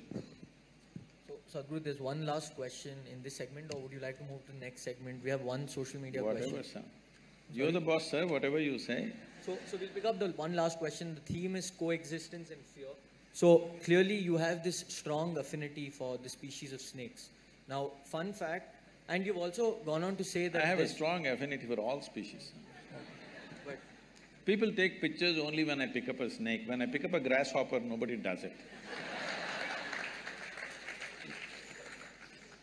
You've gone on to say that there's no such creature which is as perceptive as the snake. So, fun fact, Shamanpet is a snake-infested area. We have loads of snakes around campus. Yeah? Yeah, in Nalsar. So it's not snake-infested. This was their homeland, exactly. And you have invaded. Exactly. That's something everybody agrees on. That's something everybody acknowledges. We have come to their homeland. So this is where my question is going. Is there any specific reason why we are so fearful of these species when they themselves are equally fearful of us? So how do we train our mind to overcome this paranoia? And the larger question is, how do we ensure a mutually sustainable habitat where we do not disturb the balance between the human-animal interaction? See, there are many questions. I don't know what's the level of interest in snakes, accordingly I will go. Hello? I've been involved with snakes from a very early age. When I say early, I caught my first snake probably when I was 5.5 years of age. What is significant about this is, snake is one creature. If you do not know this, it's stone deaf, you know this? All snakes are stone deaf, they don't have hearing mechanism at all. So, it literally has ear to the ground, its entire body is to the ground feeling reverberations. To what extent means, let's say there is going to be an earthquake somewhere in Central Asia. If you just observe a cobra today, let's say in the next 3 days there's going to be something happening. If you observe a cobra, how he behaves, you know there's going to be an earthquake. If you study it sufficiently, you can even indicate the direction in which it's going to happen and an approximate distance. Whether it's going to happen 100 kilometers away, 1,000 kilometers away or 3,000 kilometers away, you can make an approximate guess, like meteorological science, you can observe. Because he's got his entire body to the ground, even the smallest reverb that he feels, he behaves differently. So in that context, he is very perceptive. And he is also chemically very perceptive. The only way he knows you is by your chemistry. He doesn't see you very well, but he knows your chemistry very well. See, if you go… don't try this by yourself, huh? Because you're on pot. You may not be quick enough for them. If you just go and pick up a cobra simply like this, not by his head or something, just in the middle, hold him, just pick him up, he will simply come without any resistance. If there is no any anxiety or anything within you, you show little bit of anxiety, he will go for you because he sees it as danger immediately. So I was telling people, people were saying, how do we know, Sadhguru, we are really meditative and at ease? I said, we must do a cobra test for you. If you just pick it up, if he just comes, you're at ease. If he reacts, that means you're not at ease. I don't know, one picture came for a moment in that video where I'm holding a king cobra. You saw that one? A king cobra, I think no, not in this, it didn't come. I think a king cobra was on the ground. There's another picture where I'm holding a king cobra halfway down and he's just like that. A king cobra is a snake that if it bites you, it'll just hardly give you 20 to 40 minutes. You'll die within that. A regular cobra, it bites you, because you say they have snakes, I'm giving you some knowledge. It mainly, the cobra venom affects your cardiovascular system, it gives you anywhere between 4 to 6 hours. If you don't get excited, you may get another 1 or 2 hours extra. If it bites you in the body, you will have 4 to 5 hours. If it bites you in the limb, you may get 6 to 8 hours time. But if a viper bites you, you have much less time. If a banded carrot bites you, you have just 1.5 to 2 hours. Because one venom attack affects your neurological system, another venom affects your cardiovascular system. What it is doing to you is your blood gets thicker, so you can't breathe. And everything gets tough because the heart will start pumping in a certain way because the blood gets thicker and thicker, coagulation happens across the body. Why I'm saying this to you is, the nature of the venom gives him that. Venom is not only in his sac, he's producing it in his entire body. Today, there's so much research gone into the medical sciences, you will see in the next 5 to 10 years' time, almost all neurological ailments will be treated with cobra venom, snake venom and scorpion venom and spider venom. And some sea snakes which have very special kind of venoms, which could kill you in 5–10 minutes. So, a lot of research has gone in. Almost for every neurological problem that people are going through, like Parkinson's and memory losses, all this they're going to treat with venom. Still, it has not been approved, but much research has gone in this direction. So it knows your chemistry so well. The beautiful thing about this is, there was a time when I'm sitting in some jungles in the Western Ghats. You guys are on the east, but you must come to the Western Ghats, that's a real jungle, okay? It's a rainforest. If I'm sitting and meditating, normally I don't know why, now I'm wondering why I sat in the afternoons, but I always sat in the afternoons, not early mornings. Afternoon I sit for meditation and I'm like sitting for 5–6 hours. When I open my eyes, a dozen snakes are sitting here. They're just drawn to that chemistry. When your chemistry changes, they just know and it comes. This is why Adiyogi is shown with a cobra on his, around his neck, to indicate that he is meditative, he is still within himself. If you become still within yourself, you pick up the cobra, simply it'll come like that. When I lived in the jungles by myself, no food arrangement, nothing, I mainly survived by drinking honey. Huge beehives are built at a place where the bears can't get. They calculate, the bees have such intelligence, they calculate a normal sloth bear weighs how much? Approximately about 60 to 70 kilograms. They build it on a branch where if the bear comes, even if the branch doesn't break, the branch will be sufficiently disturbed for them to go and take care of him. So it is up there and I slowly crawl up. My motorcycle petrol tube, I always keep it extra long, about 18 inches. And I go with this tube, stick the tube and drink honey. 3¼ liters to 1 liter honey, if I drink for 1 or 2 days, I'm fully fired up with food, enough calorie in my system. But when I'm drinking this honey, the bees think I'm one more big bee. They don't see me. They are looking at the chemistry. If little agitation if you show, they will come for you. In your face, if 8–10 bees bite, you will die of suffocation. In fear, if you open your mouth, if they bite inside, one will do. Just one bee, if it bites you inside your mouth, you will suffocate to death. And above all, you'll fall down from the tree, okay?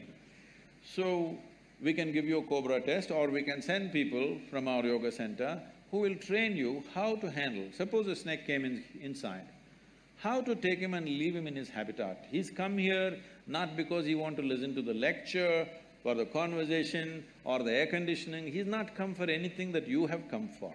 By mistake, he's entered. You just have to let him back there. For this, little bit beyond fear you must be to take it. But without training, if you take it, you could endanger your own life. So if you want, we can train 15, 20 people on the campus who can handle this safely. So,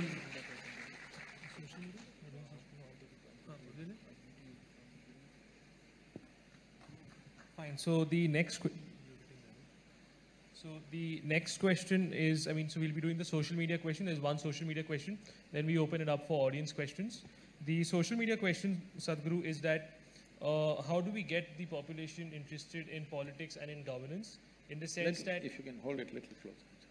How do we get the population interested in politics and governance in view of the fact that, in most elections there are less than 50% turnouts?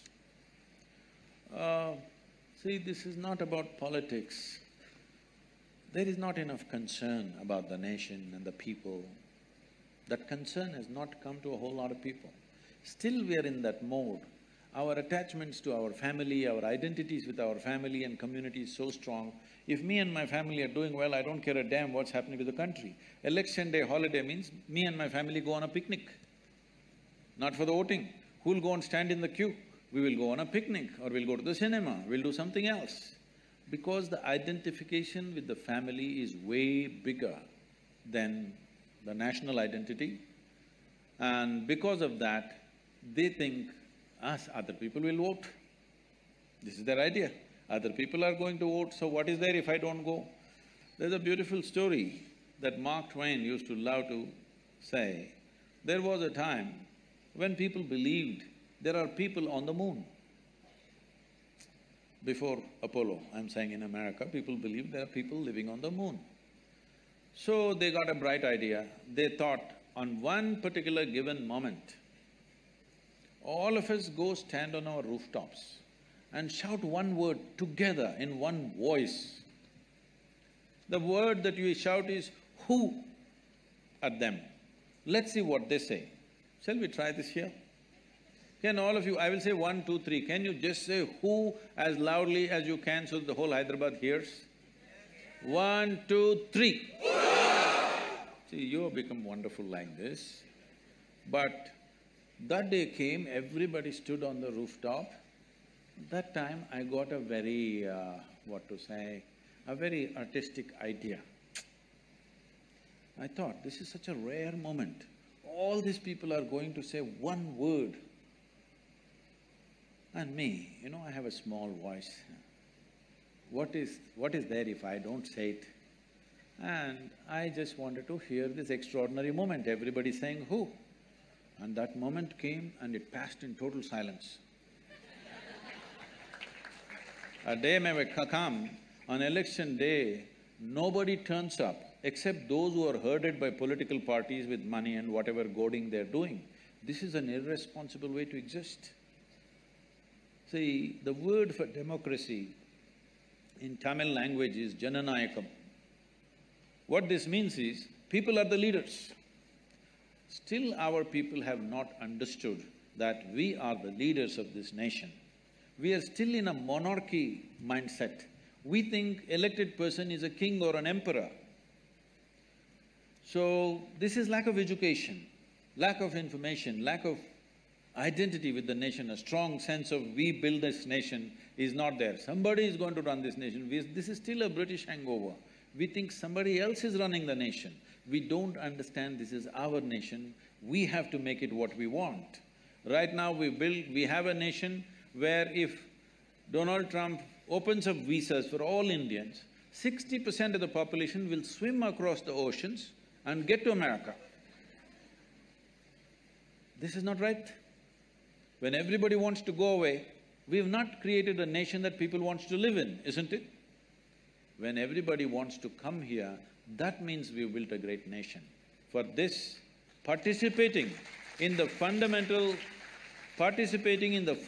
democratic process is a must for everybody. But if you make it mandatory, it becomes ugly. If you make it mandatory, it becomes ugly. As you know, even national anthem is ugly right now. Something… you must understand, I went to the World Cup football and I went to the English match. I never knew this, I never thought about this.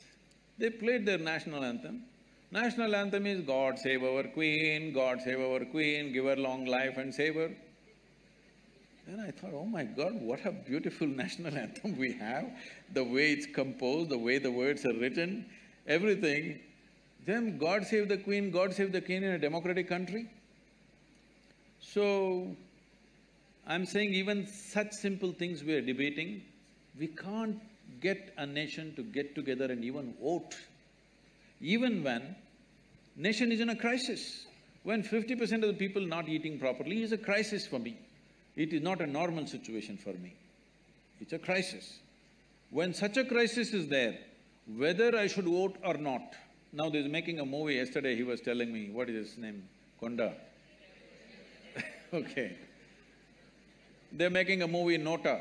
Okay, we will say, nobody is acceptable to me. Well, it all sounds very intellectual, but believe me, you don't build a nation like this. You have to make choices about whatever lousy choice you have, in that you must make a little better lousy choice. If you want to improve this nation long term, you cannot abstain and say, oh, nobody is fit enough. Well, you stand up, if you see that this is a debate going on everywhere, in every tea shop, every college, this is going on. Oh, all politicians are rubbish, they're thieves, they're this. If we have handed over this nation to the hands of the thieves and we are sitting back here and we don't even have the responsibility of voting, we are the more bigger thieves than them, isn't it? Hello? This responsibility has to come. We have not understood our basic democratic responsibility. When we do not understand that, we will become unfit for democracy, then something else will take us over. It is very, very important. Not just voting, there are many other instruments through which you can participate in the democratic process. It is very important the student community participates, not on the street, not protest, not burning a bus, but participating in the instruments of democracy. All of you are law students, you must take a certain part of your life to educate the country and the youth. What are the ways in which they can participate in the democratic process? This is very, very important to make this nation. Thank you for the answer, Sadhguru. Now we'll open this to audience questions. I think there were a lot of people that side and… Okay, so Javi's been raising his hand and standing up since a long period of time, so I'll give it to him first.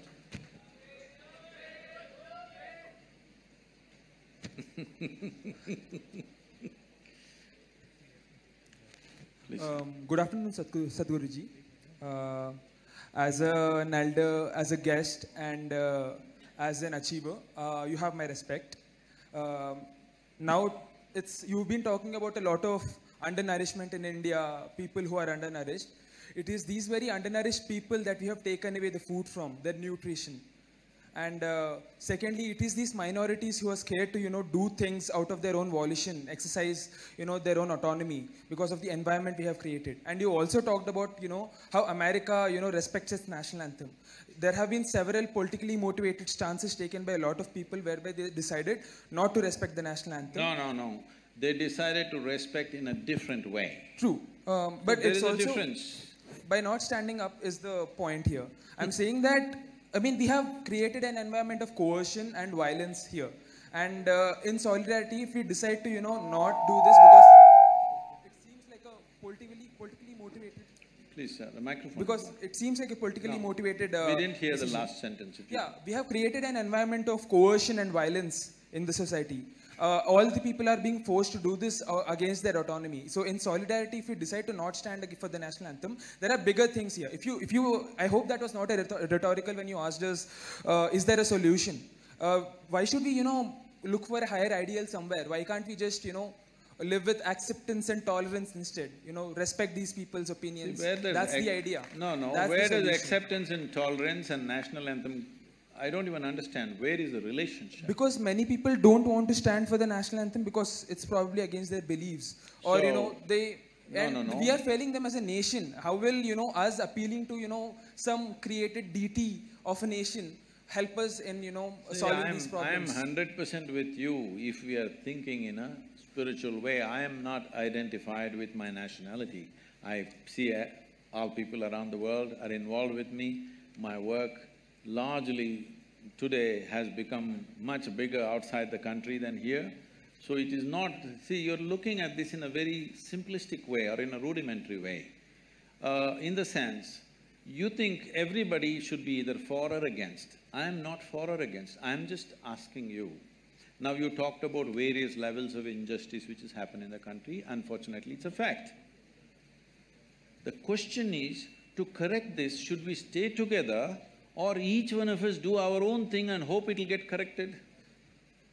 I'm just saying that the staying together can happen by acceptance and tolerance and not Yes, by… sir, but that's not happened, right? It can happen in theory, but has it happened? I will tell you, if everybody turns spiritual, if they experience something beyond their body, beyond their mind and beyond their beliefs and everything, the whole world will become one. I know that and I'm working for that. But do I believe it'll happen tomorrow morning? It'll not happen tomorrow morning. I mean… I must tell you, when I was… how old are you? I'm 21. Huh? I'm 21. Okay, when I was 4 years beyond you, when I was 25, something happened to me. I just sat in one place and suddenly I realized every cell in my body was bursting with ecstasy. I didn't do anything, simply it was overflowing with ecstasy. Then I realized, if you don't do anything, if you don't mess with anything in the body or in the mind, it just overflows with ecstasy by itself. When I realized this, I actually sat down and made a plan. This is so simple. On that day, the world's population was 5.6 billion people. I made a calculation and said, in 2.5 years' time, I will make the whole world ecstatic because it doesn't need anything. If you just teach them how not to mess with themselves, they will all become ecstatic. I thought it's going to happen on that day. But look at me, 37 years, hey, you're not looking at me. 37 years, and well, I have touched over 500 million people, but that's not my idea of the world. My idea of the world is 7.6 billion people. Now I know I will die as a failure, joyfully, but as a failure. So I want you to understand the nation is not built on some egalitarian ideas. People need emotion. Without emotion, they won't come together. You cannot put people together without emotion. Whether it's a family or a nation, it's true. Just one last point I want to make. You have so much soft power as a celebrity and, as a, mystic who is well known throughout India. And the state at the same time is the state well. So, I mean, in such a politically charged environment, us taking a stance, I do think that's problematic to, a lot of other, communities which disagree with what's happening. What stance have I taken?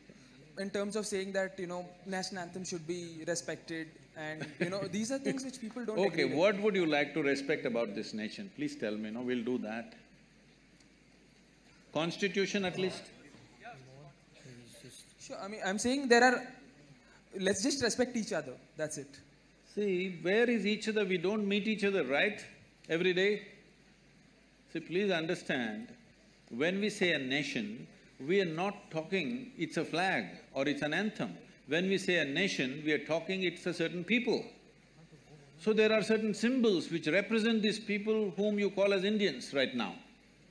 So, why 3 striped colors? Why can't we have 7 colors? Yes, we can have, why not? If you want to redesign the flag, you can. But right now, this is it, all right?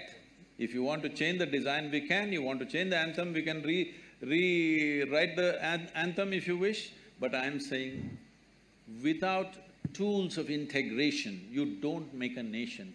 It is idealistic to say, let's not have anything, let's just live as a global village. It's a fantastic idea, but can you make it a reality? Can you execute this idea? That's all I'm asking.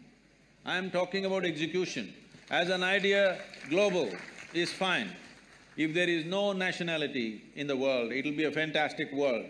But are we capable of doing that?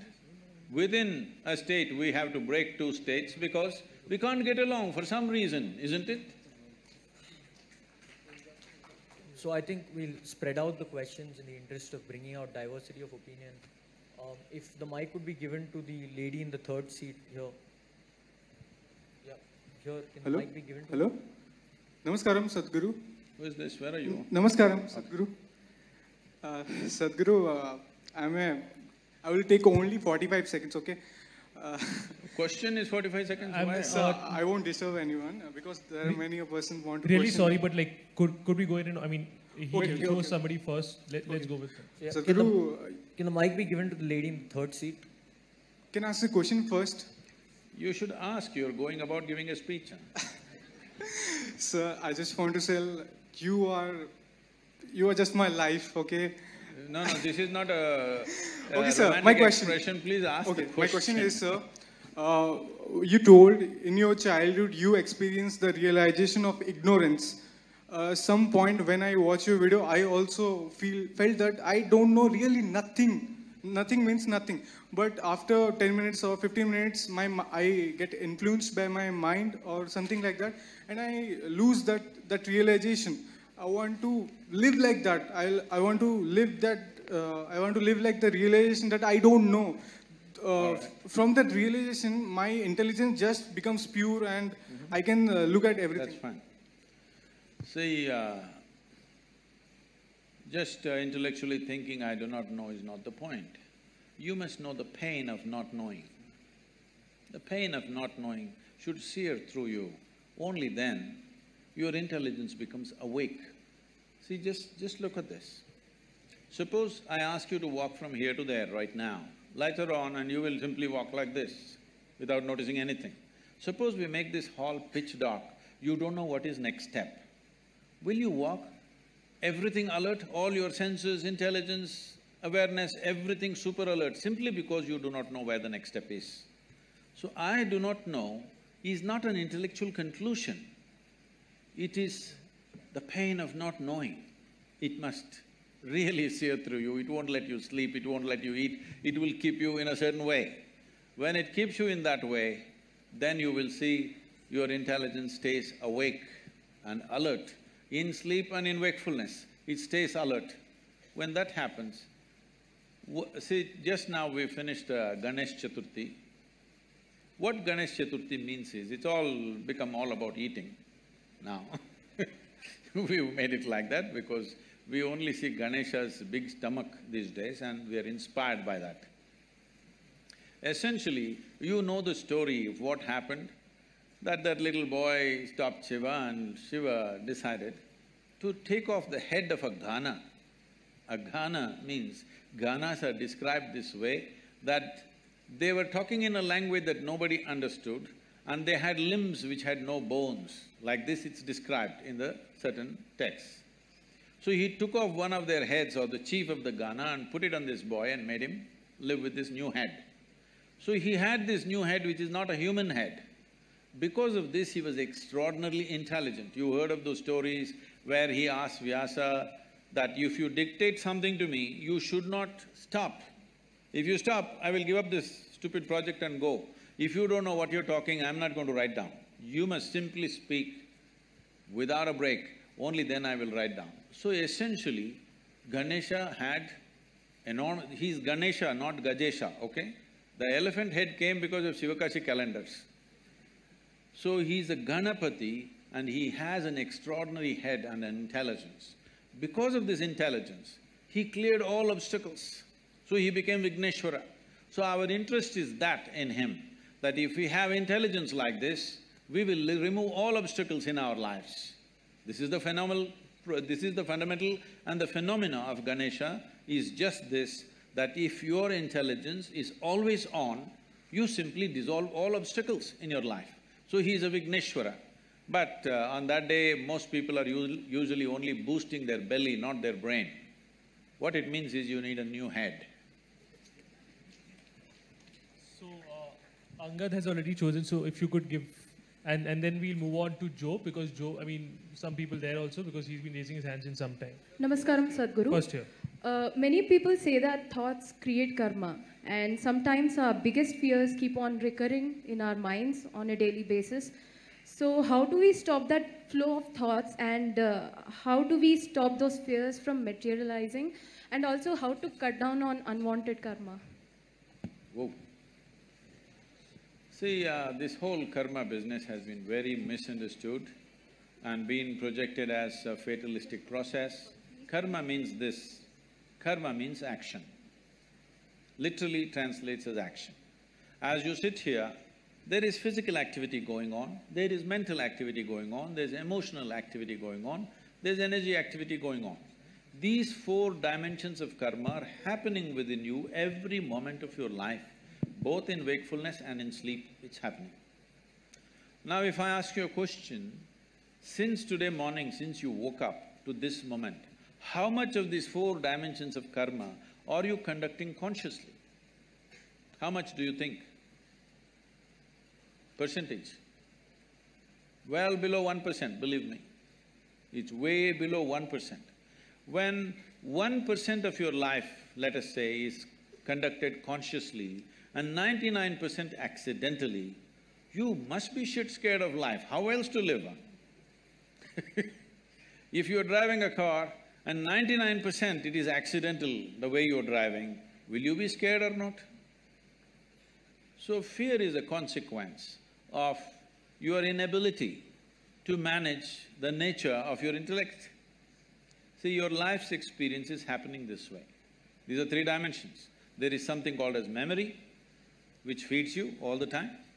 Memory is not just what you remember. You don't remember 10 generations ago how your great-grandmother looked, do you? You don't, but her nose is sitting on your face, yes or no? You have genetic memory, you have evolutionary memory, you have karmic memory, articulate and inarticulate levels of memory. This entire thing is memory, head to toe. Every cell in the body is memory, isn't it? We can take one cell and create the whole of you, and that's how your parents also did. Just one cell, and see, you become like this. So, there is enormous amount of memory in this. This memory rules certain things, but there is a present experience. Memory is of the past, but the present is of experience, your ability to experience. If you want to experience anything, you must be conscious, you must be aware, only then you can experience. The future is an imagination. So memory, experience and imagination, it is between these three dimensions in which you exist. Memory you cannot change because it's already there. Present you don't have to change because that is also here right now. It's only the imagination which you can change. So what are you fearful about? Something that will happen or you think will happen, isn't it?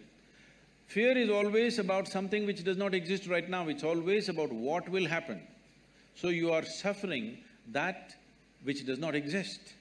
If you're suffering that which does not exist, there are psychiatric terms for that. Hello? Your only comfort is everybody is in the same state. That's how it is in asylum usually. Everybody is in the same condition. But right now people are in this condition, what happened 10 years ago they can still suffer, what may happen day after tomorrow they already suffer. They're suffering things which does not exist, simply because in your education system, you are studying about everything except how to manage this. If you do not know how to manage this, it doesn't matter how much nonsensical information you have gathered, it'll be not of much use to your life. You must know how to keep this, how to conduct this body, how to conduct this mind, how to conduct this emotional structure and the energy structure. If you do not know anything about this, then you are an accidental being. You being fearful is good, otherwise you may cause enormous harm to yourself. The next person, if I'm not wrong, was Joe, so he'll be… You got everything set, huh? Hello, Jaggi Vasudev sir. Before I ask my question, I just have to tell you that I was very impressed by your e-commerce website, which sells yoga merchandise. I think it's really cool. It's better than Flipkart and Amazon, and I hope that, you know, in a few years' time, it will become the biggest e-commerce company and it could be… Yeah. It's a conscious decision I've taken that our commerce part is done just to take care of a few things. Our commerce will never grow beyond the foundation part. I clearly made the distinction, there's Isha Foundation and there's Isha Business, and we have contained the business. In spite of enormous demand, we have contained the business because… So it's very impressive, sir. No, you should not be impressed by that. You must come and see what I do otherwise. So, the real thing. My question I want to tell you that I was also very impressed by your commitment to rule of law that was evident from the discussions that we've had. In the same light, I just want to ask you that in one of the blogs that you have written in your website, you speak about women's entry to Shani temples. And there you say that, look, the reason why they shouldn't be allowed is because there are planetary forces and it's not good for women to enter these temples. In the same vein, I just want to tell you a little bit about the law on the point. There are Supreme Court judgments which say that if you make laws which tend to be discriminatory for women, it cannot be a justification that we are doing it for their benefit. That cannot be the justification for any law that discriminates against women. This is the law of the land. In that same vein, would you say that if that is the law of the land and you're committed to the ideals of law, then one, how do you justify that? Yes. And two, one more question, sir. Let me see. So just a follow-up question. The second part of the question is, in the same article, you also mentioned that we can control the impact of planetary forces on our life through inner engineering. What is inner engineering? Is it a program that Isha Foundation hands out? What is? What exactly is inner engineering? Is it something that you guys do, and like only if you guys can tell us what is inner engineering, only then will we be able to, face the forces of planetary forces? What exactly is this concept of inner engineering? Okay. We'll answer that. So right now, why don't you ask this institution, Nalsar? Only if you tell us what is law, we will know what's the law. What is it? I'm sorry, sir, could you clarify that? I didn't get what you just said. No. You tell your institution in which you are. Only if you trap us here for 5 years and tell us what is the law, will we understand what is the law? Don't we know? Well, only because you do not know, you have come here, right, to learn. Similarly, only because people could not figure it out by themselves, they have come. And only because it's working for them, they're coming in millions. Okay, you have 700 people here, we have 9 million volunteers working across the world. So, it must be working for them. So do not make these judgments and don't think it's very smart to simply make judgments for everything. You are a lawyer, you are not a judge, all right? So let's come to the question. See, please don't do these things. It is happening from both segments of people. What you like, boo, you shout and clap, please don't do that. For or against, that's not the way. The way to do this is, are we interested in knowing and enhancing? You ask a question as a way to enhance your knowing, not just to prove that you are smart. If you think you can prove you are smart, we will do something else to that. Anyway, you ask this question, I like the e-commerce, I know when you started off, I know when Joe is called, why he is called, we know what it is, I'm not that dumb, okay? When I sit here, when I just look at you, I know what you can ask, I will tell you. Let me tell you this, hello. When I trained teachers to handle inner engineering programs, now we have transformed the program in a different way, but at one time when it was very intense, I trained the teachers like this. Somebody walks into the hall, they settle down here today by themselves without being guided. You just see, I made a chart of the hall and said, see, if they sit here, if they sit here, if they sit here, this is the question they will ask. You just be ready. When he raises his question, you know this is what he will ask. 93 to 94% of the time, it's always right like that. People think they are free and they're asking questions. But if they sit in that place, that's a question they will ask. In any venue, not in any particular venue, just anywhere. This may not look logical to you, but life happens like that anyway. So, now when you start praising the e-commerce, I know why it is, it's not that you're appreciating it. I'm telling you, Isha Foundation is a foundation run by the volunteers. Over 4,600 full-time volunteers who are far more educated than you are, and over 9 million part-time volunteers across the world, giving their time and money and energy to make this happen. Why are people doing this? We are not promising them we'll take you to heaven. We are not telling you you will go and sit in God's lap. Why are they doing it? It must be done wonders to them, otherwise why will they invest their life in it? So without knowing anything, don't make conclusions. So are you the only one? Well, you can do it in so many other ways. If you knew how to figure it out, why would I be needed? You do not know how to figure it out, so somebody comes and helps. If somebody comes and helps, why are you helping people? You leave them with their problems, they'll be good business for a lawyer? Is that what you're talking to me? Please don't feed upon people's problems. People have problems. If you have a solution, it's good. If you don't have a solution, at least leave them alone. Now, about commerce, we have every day in the yoga center, the minimum meal is around 7,000 people per meal. On the weekends, it's 15 to 20,000. Whoever comes, nobody inquires, who are you, why are you eating here? Whoever comes, they're welcomed and they're fed, all right? And we are running 12 schools in remotest parts of India, which is the same level of education that one would get in a good urban school, and 40% of the children are first generation going to school. Over 9,000 children are sponsored fully for their entire education. And we have medical activity going on across Tamil Nadu in a big way. There are many other aspects which I don't want to go on listing. For all this to happen, it needs a certain financial thing. Now if I come to you with a begging bowl, you will say, why have you come to me with a begging bowl? If I earn my own money, you are saying, why are you earning your own money? What is the problem here? What is the problem? Only thing is, I have not come to you as a client. Is that the only problem you have? I want you to know, the people who are working in the foundation, most of them, some of them are here, they are doctors, engineers, accountants.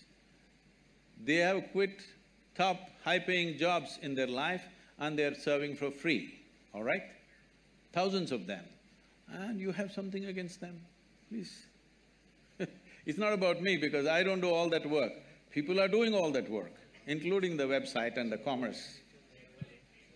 So just for the diversity of opinions, so that, I mean, as a moderator, I have to ask people from…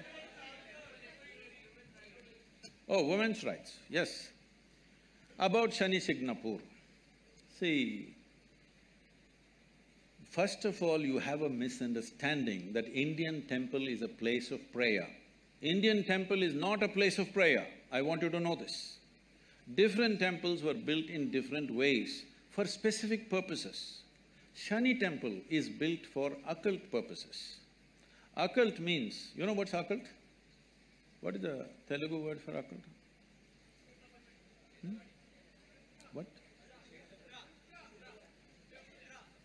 What is that? What people call as black magic or whatever, you know?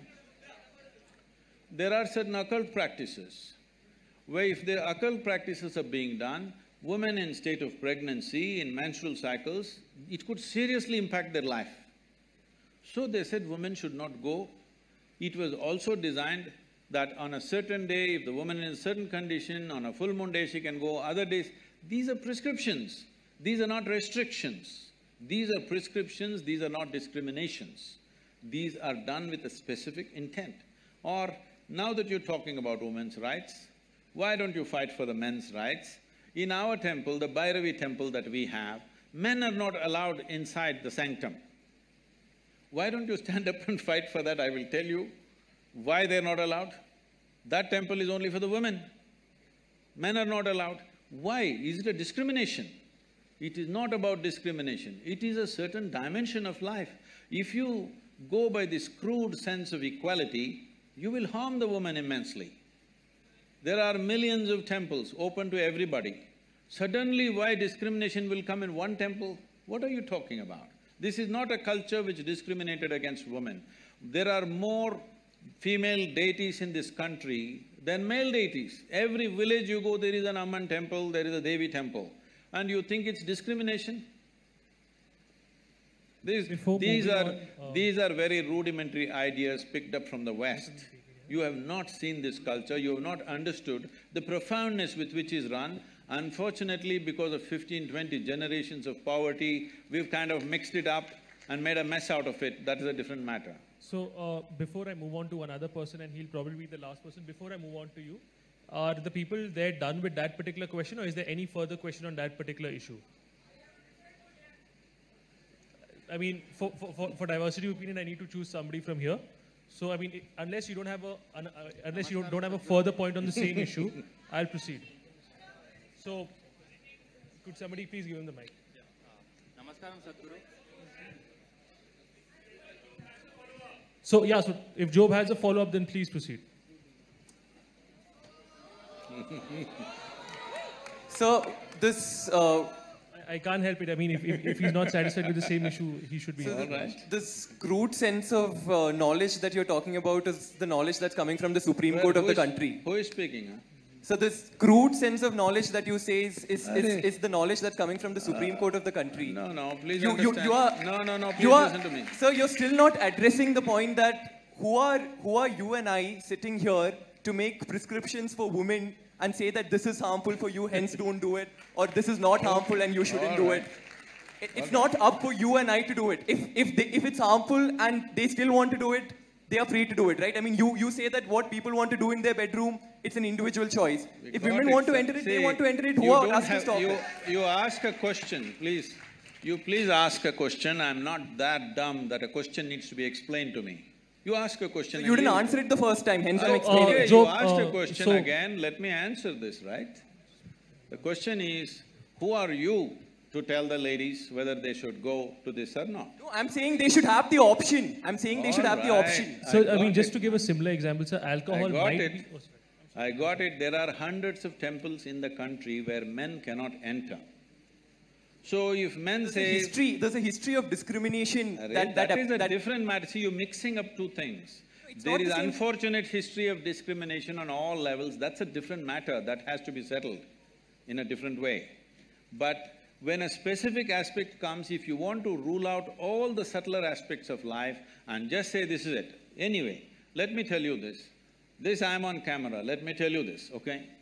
Supreme Court is there to interpret the Constitution. It cannot create a new Constitution. Doesn't matter what are the powers of the court. It cannot create a new Constitution. It is only there to interpret the law the way it is. Am I right? You're all lawyers? Hello? That's debatable. That's debatable. When you debate that, there is going to be lots of problems because every pressure point, people will apply. Every motivated group will push for their own laws. If you create enough ruckus, some new law will happen. This should not happen. It is essentially within the framework of the Constitution, everything should happen. In the framework of the Constitution, there are laws where there are public places and there are private temples and private places of worship. How it should be done there is left to them. It is for them to decide how it happens. Is it happening simply because of a discrimination against a gender? If it is so, it must be struck down absolutely. But if there are other aspects to it, if you think you cannot consider anything else, then it's ridiculous. It becomes ridiculous. It's like saying, don't I have the right to enter the ladies' toilet? What nonsense is this? Do you need a law? You just need sense that you don't go there. Job, is your question answered? Or should I? No, it's not answered, but that's okay. It's not answered. Shall we answer, Mr. Job? Okay, so… I'm okay. There's a difference between a man not allowed to enter a woman's toilet and you using the same analogy. I'm not saying he's not allowed. A man who is a man will not enter. That's all I say. So that's a really stupid analogy that you're saying. So we are discussing the question of women's entry to temple and you're saying the reason why they're not allowed. 1 second, Super. I'm sorry, so you can continue with your question. The problem, sir, Mr. Joe, you do not know the culture of this nation. You're talking simply activism without knowing the because I'm culture of Catholic, this right? nation. Because in this country, in this culture, the idea of discrimination never arose. I want you to understand, even before other countries ever thought of even giving franchise to the woman, this country did not even debate whether women should have voting rights or not. It's simply there because in our culture we never thought so. So the discrimination, exploitation is there. I want you to understand, there is exploitation, there is no necessary discrimination. Exploitation is not just of the woman. Anybody who is weaker than you, people are exploiting, whether it's a man, woman or child. Why do you think everybody is beating the children? Just simply because they're small, not because they have a right to do it. So anything which is weaker than them, they're exploiting, not just women. Unfortunately, women have also been taken a much amount of beating in terms of exploitation. But do not misunderstand exploitation and discrimination in a fundamental way. Discrimination is a different aspect, exploitation is a different aspect. I think, Job, we can agree to disagree here and let's move on. There's one last question we'll be picking up. Yeah, Fine, so for the diversity of opinion, so we'll pick on from the back, there, can the mic be given to him? Okay, so can you take and then one last question from the back? Okay. Yeah, good afternoon. Society is celebrating legalization of homosexuality when it can't even accept intercaste marriages. What? Society is celebrating legalization of homosexuality when it can't even accept intercaste marriages. See, the thing is… And Sadhguru, yes. Being a science student, I have a small question. No, let's finish this. No, just something. One question, I thought. Can you please answer this one by one, so then there's no confusion. To maintain, in this evolution, to maintain the genetic variability, the sex or marriage should happen between different groups of people and different communities. But due to this intercaste thing which is in our society, the marriages are happening between the same community, that is in the same caste people, which leads to the further species makes this… We got the question. Please. Yeah, got it. We got it. And sir, you have done rally for Save for Rivers. Leave that, please. Please do remove this intercaste technique in this society. Okay. So, this is related to Joe's question in a way, in the sense, see, we must understand this. Unfortunately, most human beings are in this condition. If they find somebody who are little weaker than them, they will see how to extract something out of them, how to dominate them, how to do these things. This is coming to you from your childhood, from your school, that you want to be number one, parents are telling you this, everybody is telling you this. So always want to be on top of somebody. So with this, if a blacksmith thinks, a goldsmith thinks a blacksmith is inferior to him, unfortunately, though a blacksmith's work is more useful than a goldsmith's work for making of a society. So like this, simple professional differences, we have made it into horrible discriminations in this country, because this is an ancient culture, lived in the same place for thousands of years. People learned how to organize their exploitation against each other. They managed to organize this. So in this context, we must understand, unless human beings evolve to a place that you do not exploit other people's weaknesses, discrimination will not go.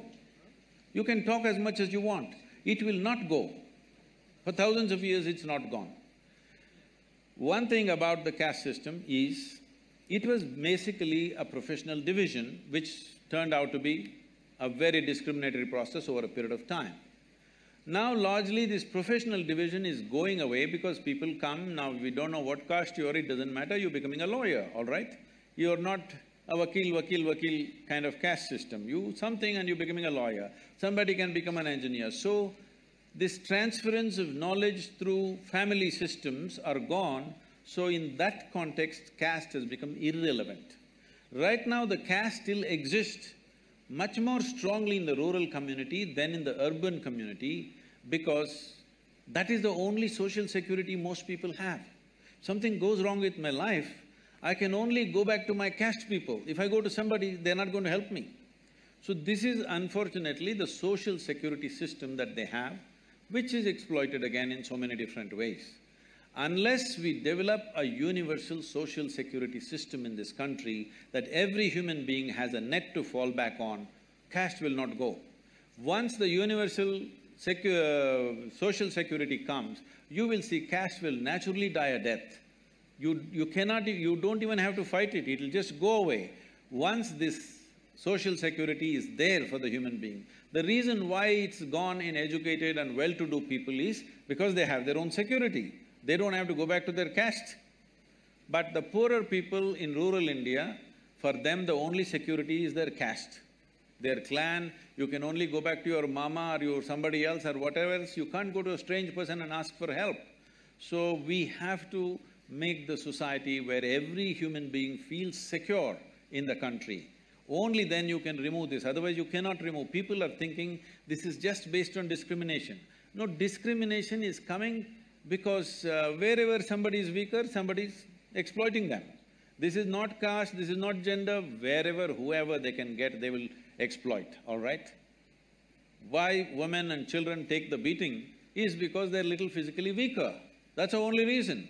Not because they're against the women or against the children, simply because we have still not evolved out of this, that we will treat the strong and the weak the same way. This has not come into us. This will not come because you fight something. This has to come by evolving the society, by evolving individual human beings, otherwise it'll not happen. Thank you for the answer, sir. So the team has been the team has been literally signaling to us that we should have finished this about 10–15 minutes ago. That being said, there seem to be a lot of interested people who've been raising their hands up. If you're fine with some more questions, we can proceed. Otherwise, we can…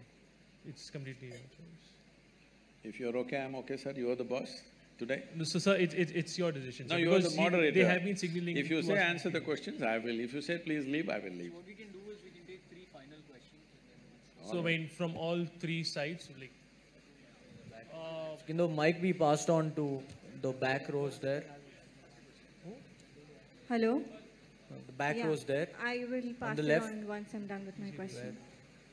Where's the mic? Please speak now. Once you have the microphone, please ask the question. Hello, Sadhguru. I'm Shrikari, and I'm running an NGO for underprivileged children right now. And I've sort of decided for myself that this is what I want to dedicate my life for, which is serving the society. So I have 3 questions for you. The first is, being a social entrepreneur yourself, how do you think I should prepare myself for the rest of my life to be dedicated to this cause? And second thing, you've mentioned a lot of issues, for example, malnutrition, and there is intolerance, and there is so many issues. So which issue do you think that our generation should target in order to get the best effect out of it? And thirdly, do you have any sort of program that can help our students who are doing this kind of an effort, because we don't have the kind of power or exposure to reach the kind of levels that you can? If any of you have… Please sit down. If any of you have, as she said, if you have similar intentions, that you want to take up a social cause and make it happen, well, you asked me, which should we take it up? In my focus right now is nourishment, education, ecology. These are the 3 things which are crucial for this nation. If these 3 things happen, all the other problems will get sorted out by themselves. If you start attacking small problems which are in the country, which are plenty, not 1 or 2, they're in hundreds, small issues which we are picking up, believe me, you will not solve the problem. You will only have the satisfaction of fighting for something. Don't fight for something, we have enough fight going on. We've seen enough fights forever. It's important.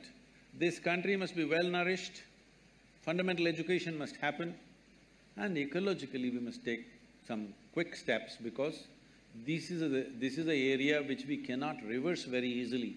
It may take decades or even centuries sometimes to turn it back, depending upon the kind of damage we cause. These 3 dimensions, if we take care, all the other issues that you're mentioning, many other issues, small issues, I am not saying they're not important, but if you take up those causes right now, you will not have a good foundation, but you will build a superstructure which will anyway collapse after some time. So these are 3 fundamentals. If anybody who has such intentions, if you want, you come to us free of cost.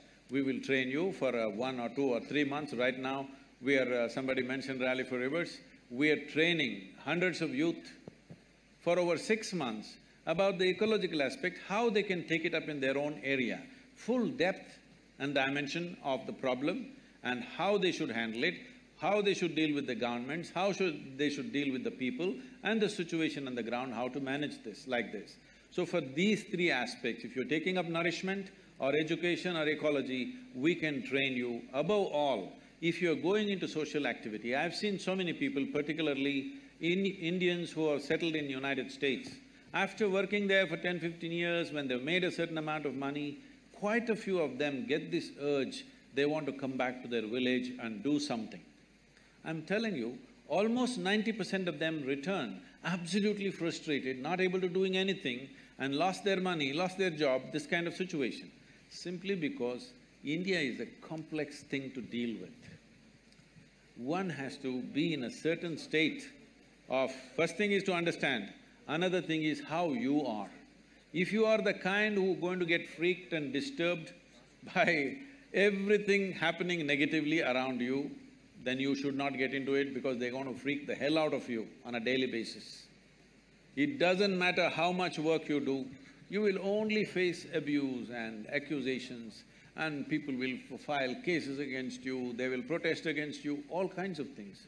So it's very important you make yourself in such a way, what you want in your life, what you want to create, in which way you want to make a difference, that is more important than everything else. Every day volunteers who are working for us come up to me and say, Sadhguru, I can't work with this person is horrible, I can't do this. So I tell them, see, in this world, this is how people are. Like this, like that, like that, like that, this is how they are. If you think what you're doing is of such importance, you work with these people. If you want to work with ideal people, go to heaven and today. Yes. So you will have to work with all sorts of people, otherwise you can't do this. Yeah, so the individual in the red t-shirt is being asked since some time, then we'll move to the right. That will be the last one, the one over here will be the last one. So, Sadhguru, we have two questions. One at a time, I'm a simple guy. Yeah, so first I'll ask and then one more. So firstly,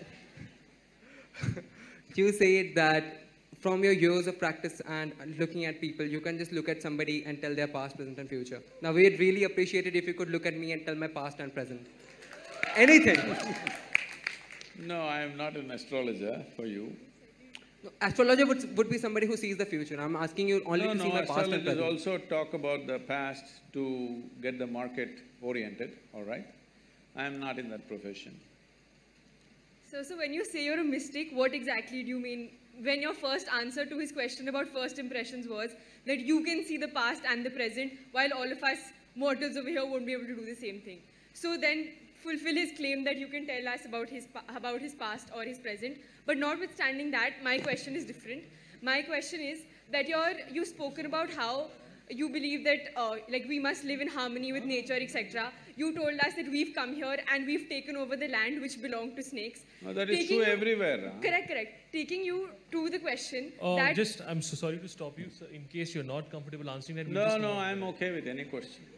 All right. So, a lot of the infrastructure just make the question smaller and 30 seconds. More. A lot of the infrastructure 30 seconds is a long question. 5 seconds. 20 seconds. A lot of the infrastructure of the Isha Foundation has been built on elephant corridors, something which both the National Green Tribunal as well as the High Courts have admitted to without the requisite permissions. We tell you this goes against rule of law, which you stand for. This goes against living in harmony with species, both of which you've spoken right here at Nalsar. So if you could clarify regarding that. Okay. There is a fan following for that also. So right now, all of you, those of you who are clapping and screaming, listen to me. You also, ma'am. What's your name? Huh? Sanchita. Ankita. Okay. Now we'll do one thing. I don't know what authority you have to say it's an elephant corridor. Listen, let me finish. The State Forest Department clearly has submitted to the High Court that this is not an elephant corridor. The Wildlife Trust of India has given a clear directive to the NGT that it's not an elephant corridor. The World Wildlife Fund says it's not an elephant corridor. But you say it's an elephant corridor. I don't know what's your relationship with the elephants. Okay? If you do not understand, right now we put up the map published by the Wildlife Trust of India as to which are the elephant corridors and which are not. And elephant corridor is not anywhere in 100 kilometers of where we are. You can go look up the map today.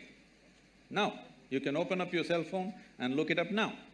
So, being in a legal profession you're going to get into, first you must get your facts right, all right? And, well, I know where this is coming from. There are some activists who are going on publishing this endlessly. You're reading that social media is trash and you're coming to conclusions.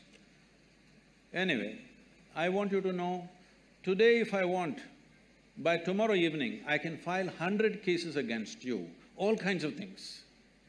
It's for you to come out of it in the next 20 years. This is the country you're living in, I want you to know. So, it doesn't matter, I will tell you further. For continuously, I've been accused of raising a rainforest. Which is that rainforest? Where was it? Please show it to me. There is no such forest, so they've kept quiet now because I asked these questions. Then they said, we have occupied forest lands. Well, forest department has senior forest officers from not only Tamil Nadu, from the center, came and surveyed the place and said not a little bit of encroachment has happened. But people keep writing the same thing. Now I'm asking you, if you're really interested in justice, you and your friends who are clapping for everything, I will ask you to come. 10, 15 of you come with cameras. I will give you all the maps, the survey maps and revenue maps and forest maps. You walk across, we'll give you total freedom to do the survey as you want, all right? If 1 inch, not 1 acre, 1 inch of forest land is taken, I have said this yesterday also, day before yesterday also, because I am surprised the same question is being asked, I will leave the country. You will not see me again. Is this good enough? Will you do it? So we'll take one final question. No, let me finish this, huh? This is a charge, this is not a question. Now, if one little bit is taken, forest land, you will never see me again, you will never hear me again, okay? I'll be gone. Okay. Well, wait. I will tell you the kind of activism that is happening there. Why? I'm sure many of you may be associated with this, I'm saying this on camera, it can be published, I don't care what, because I've reached a point where death threats are every day from these kind of people. Why all this is happening is, we are at the tri-junction of the 3 state borders. There are certain people who want to be active in the forests in that area, and we've become a big problem for them. They want us ousted from there. That's not going to happen in their lifetime, because it's not just for our interest. I want to make sure such activity doesn't happen in the forest. And we have fought for this, so we're getting all this flack. And for every little thing, without knowing facts, being future lawyers, you must have little more facts on your hand. This is not the way to go to a court, you know. This is not the way to go to a court. You must go with facts. If you are not looking at being a lawyer as just as a business, but as a way of serving people and bringing justice to people, this is not the way to go. I will tell you further. You have seen the image of Adi Yogi? Yes. A whole campaign has been made. They showed images of some forest and how the entire thing was raised to put up Adi Yogi statue. So we put out the Google Maps. Before we bought the land, how it was, how it is today. Today this technology, you can't go on lying forever. Once we put up the Google Maps, they became quiet. So Google Maps are of 2006. They said before that there was a forest. So I said, do one thing, from 1960s, okay, or before I was born, 1940s, you take the revenue map. I will give you all the survey numbers in which we are. See what were the crops which were grown, for what taxes people have paid. Revenue records are there, Google Maps are there, you can't be just lying to yourself endlessly. And I will tell you how much prejudice is there. A certain group of people with government officials and a collector comes to visit the Adi Yogi statue.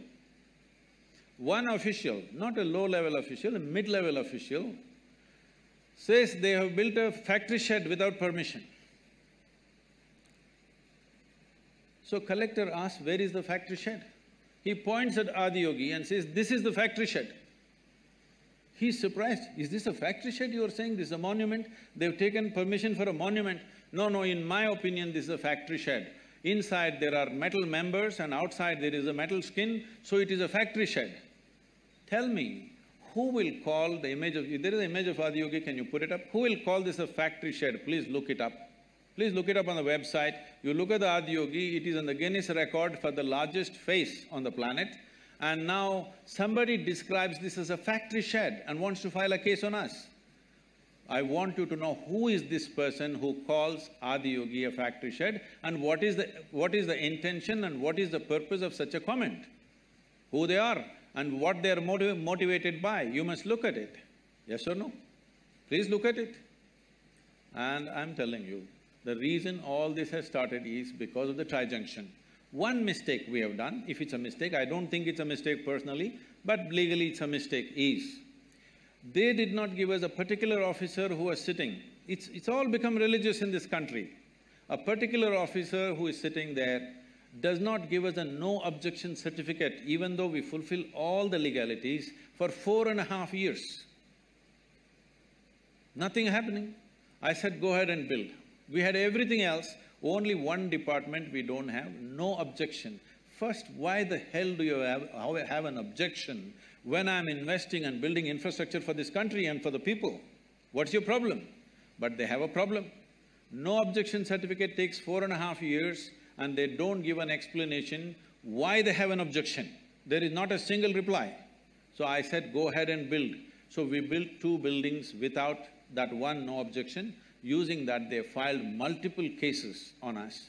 But now, the government has given us permission for that also. It's been regularized, they asked us to pay a penalty, we paid, and we regularized all that. There's not one illegal structure there, and we are not on the elephant corridor. Please get your facts checked properly. Okay. One last question, the man in the blue shirt. And now that you raise this question, I must finish this. Now that you raise this question and you charge me with this, if what you have said is not true, please go on the social media and say, I've been talking rubbish without knowing what are the facts.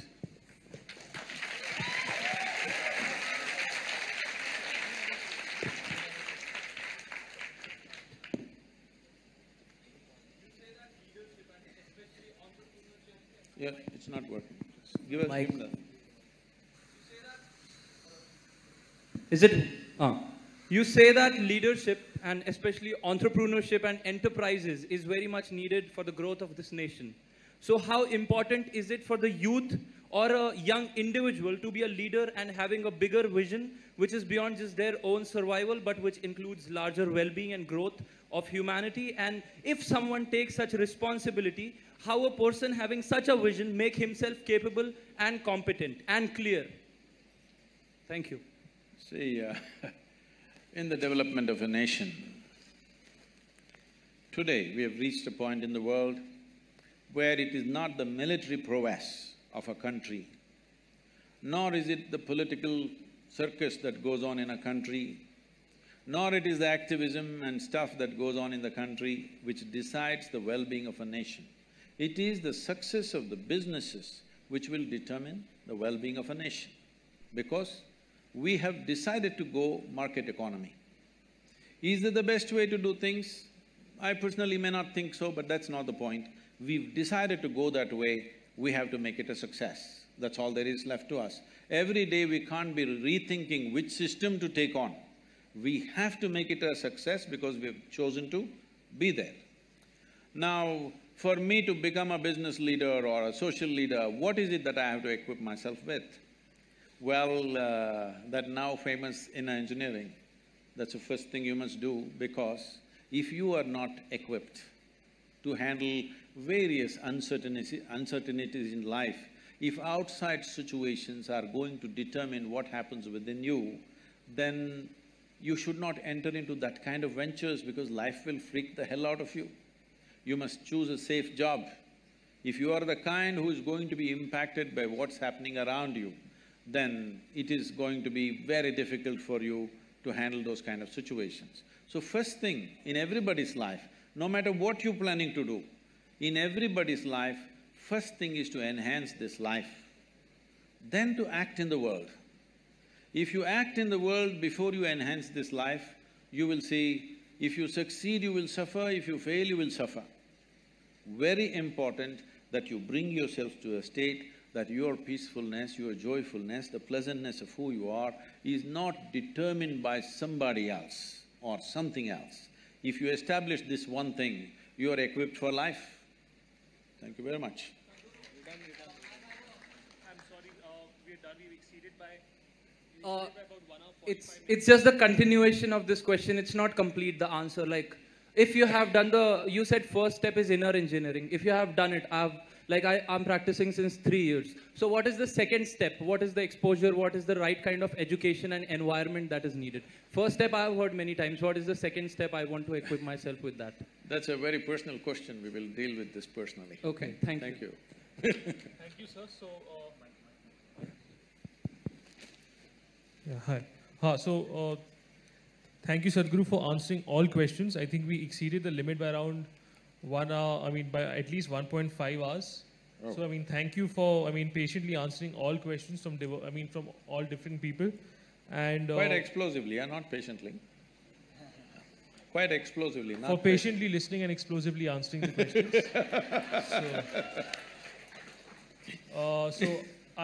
I hope the people in the audience, experienced an insightful lecture or an insightful conversation. And for individuals who could not otherwise ask, I think you have a social media page. Yes. So, you could send it there, but due to limitations of time, we can't ask any more questions. What we did try was that individuals from different groups and backgrounds could ask questions. So that was our purpose.